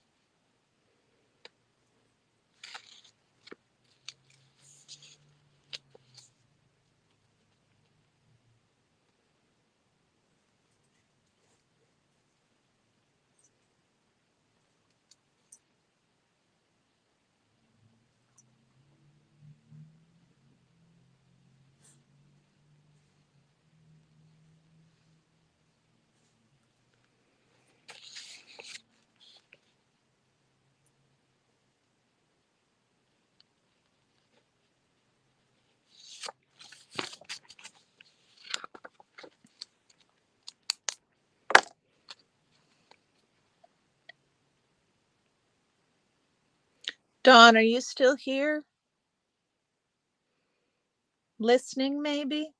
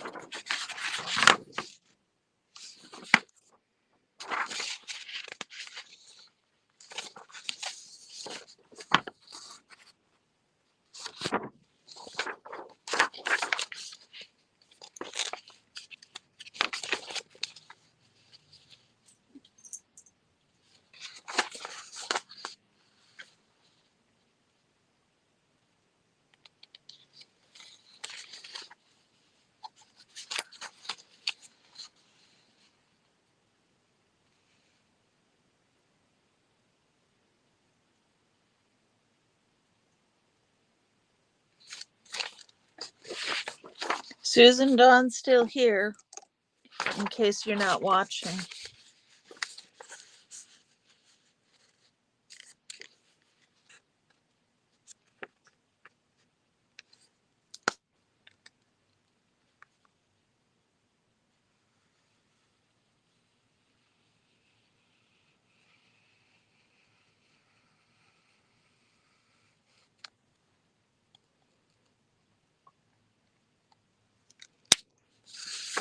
Sleep one. Yay. Sleep one.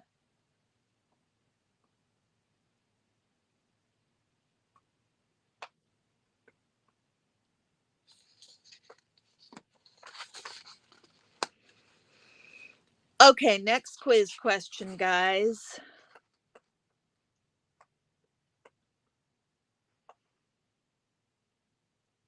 Of the 50 most populous metropolitan areas in the country, all but one of them has Spanish as their first most spoken language. So out of the 50 most populous metropolitan areas, 49 of them have Spanish as their most spoken language. So, what language do you think is the first most spoken language in this isolated metropolitan area that doesn't have Spanish as the most spoken language? I can't even formulate a good question, you guys. How am I going to pass this class?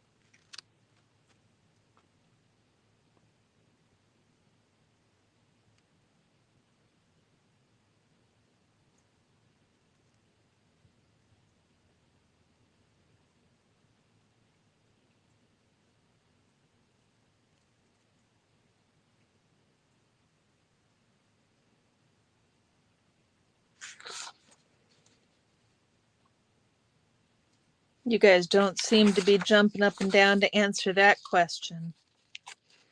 So the answer is Arabic, and it is the most common foreign language spoken in Detroit, Michigan. Detroit, Michigan has a huge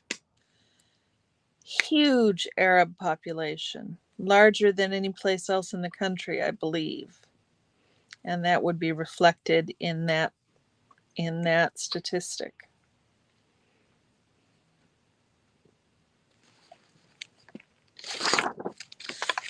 Okay, so what's this what's this?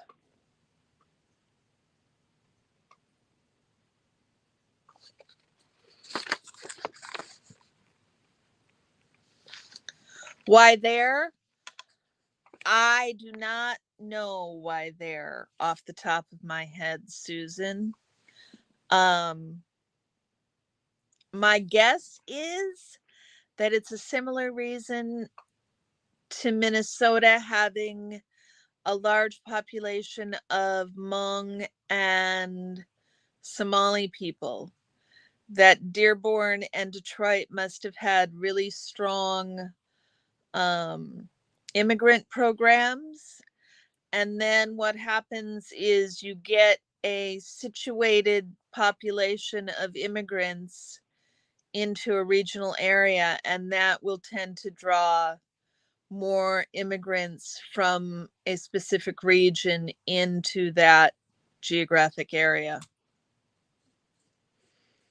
Yes, back in 2001, a friend took you to an area that was saturated and you had excellent food. Yes, there would be excellent Arab food in Detroit. Yes, there would be. Yes, there would be.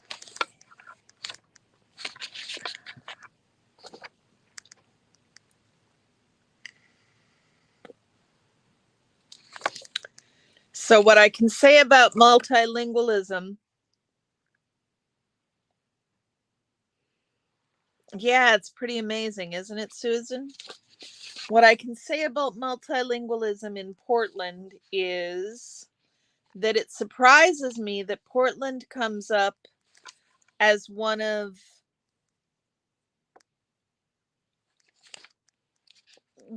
the top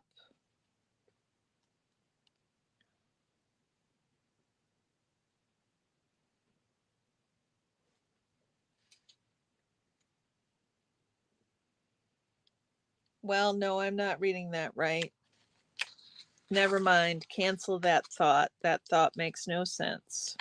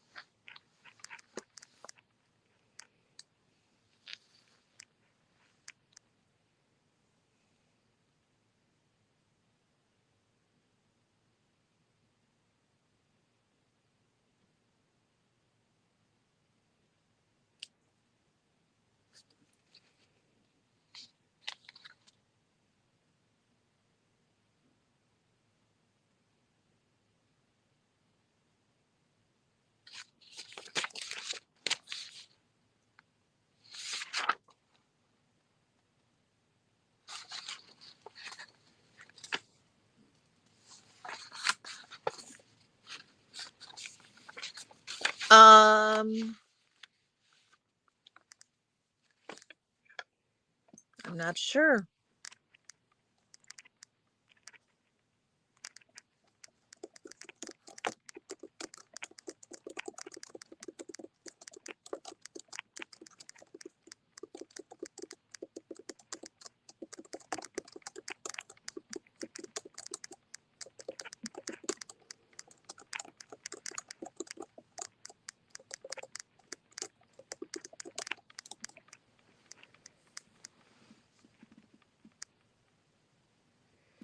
Ukrainians are the fastest growing European immigrant community in the state.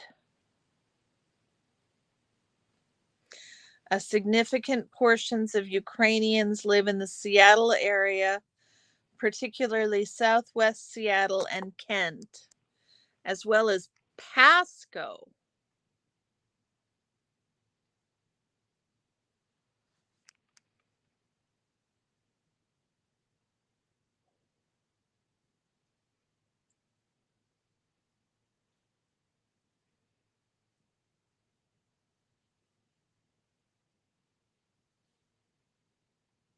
Snohomish County also has a large population of Ukrainian people.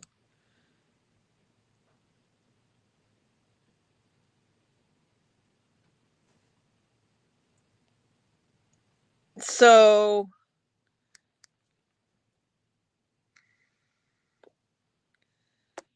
apparently, according to Reddit, there is a large population of at least Ukrainians in the state.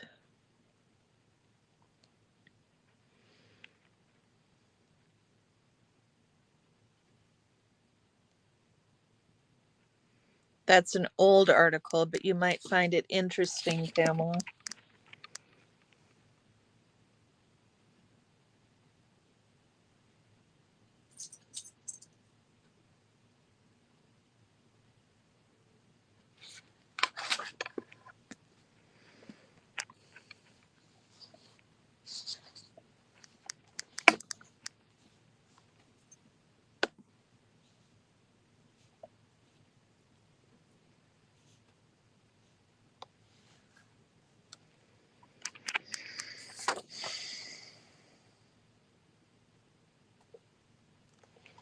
Is that a clickable link that I just dropped you? Okay. It's just not showing up in StreamYard as a clickable link, that's all.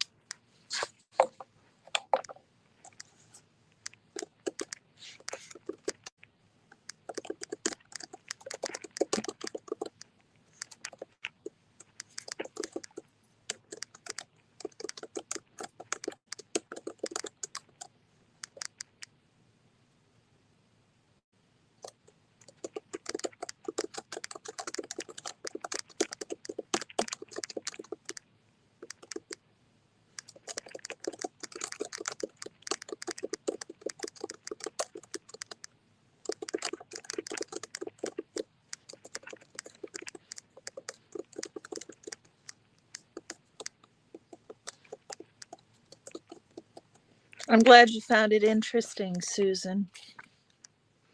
I'm about to wrap it up. I want to finish this one question. And then I need to make dinner. Maybe we're having leftover nachos for dinner.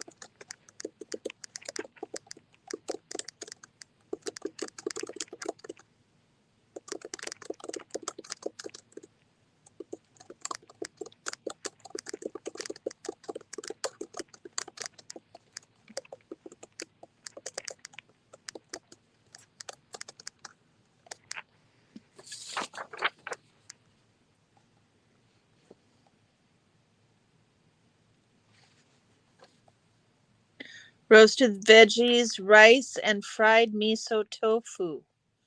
That sounds lovely, Pamela.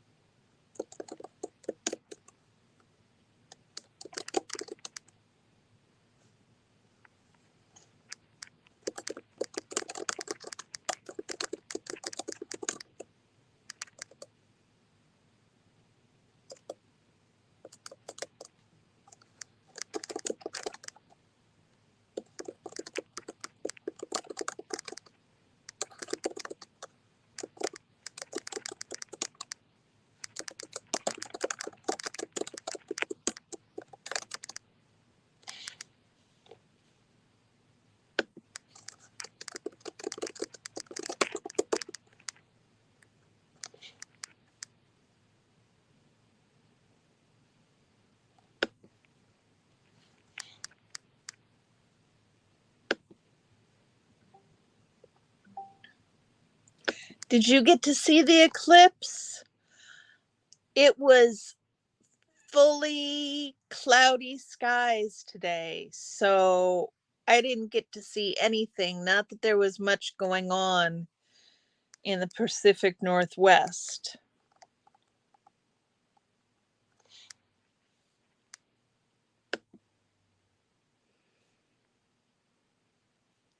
It scared your pups when it got dark?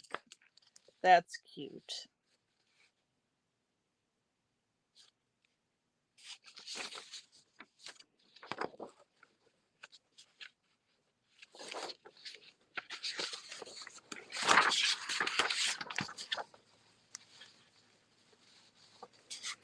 I remember the eclipse, what was it, 6 years ago, 5 years ago, 7 years ago? Boy, you guys, time flies the older you get. You watched the NASA stream? I had to teach this morning, and then I was getting ready. I was going to go down and protest at the org, and I remembered that I couldn't do that because I had a coffee appointment that I had to go to before class, and it was going to eat in, 2017. Okay, so that's 7 years ago. Anyhow, I had a conflict. I was planning on going down about 11:30, but when I got ready and was going to walk out at 11:30, I realized that I didn't have until 2. I only had until 1. I'm sorry.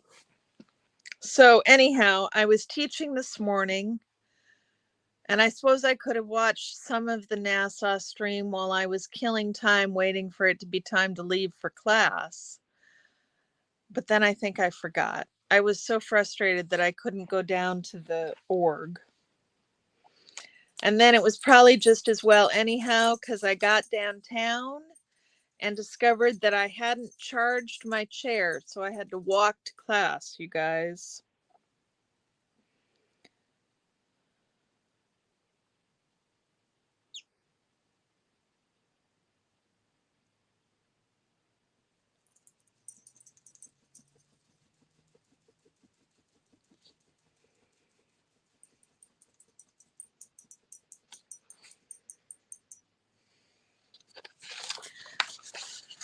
Okay, I'm going to call that good for this stupid paper, because this puppy is 36 freaking pages long, y'all.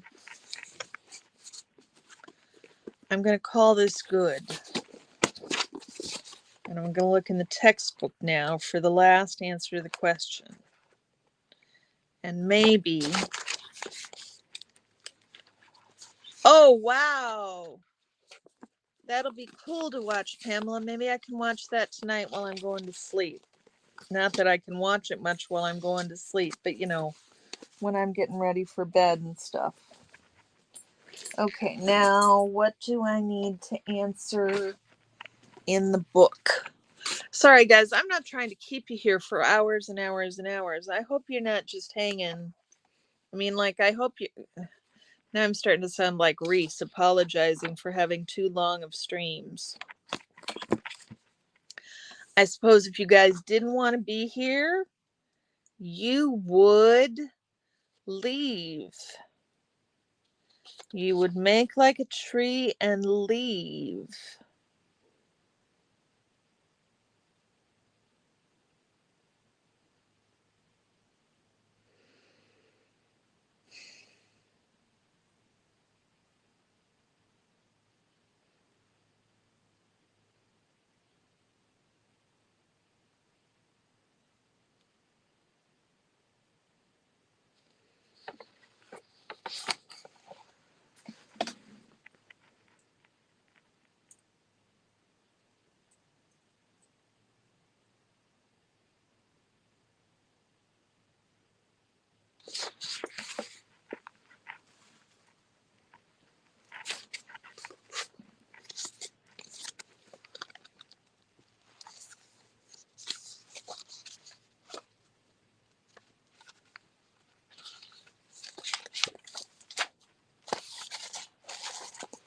If you didn't want to hang out, you'd go somewhere else. I get it. I get it. That's what I tell Reese every time she worries about being on too long. I think the same thing that you just told me. If you didn't want to be here, you make like a tree and leave.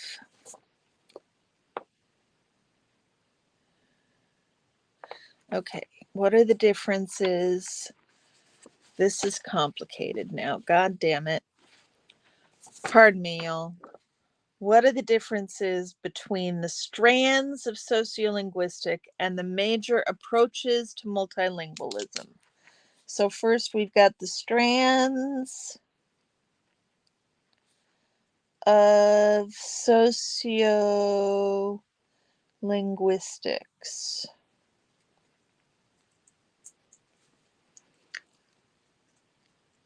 Pearl Snappy and Liz will be on at 7:30.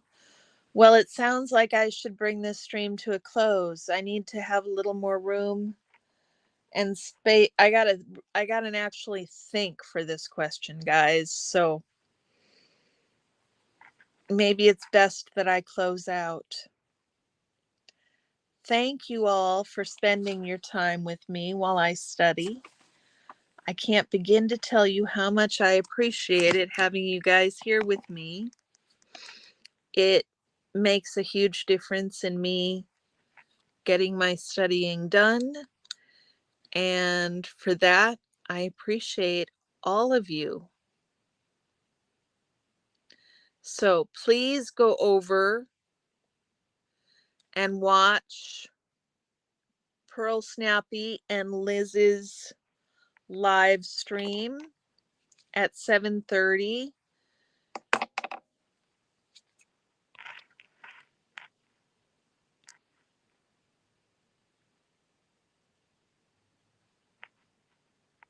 Please like and subscribe. I know you guys are all subscribed. I'm preaching to the choir, and you probably already liked it, but and I never once said hi to the replay crew. So replay crew, if you're here and you've watched it till the very end, thank you very much. We're going to close this up on 2.5 hours exactly, you guys.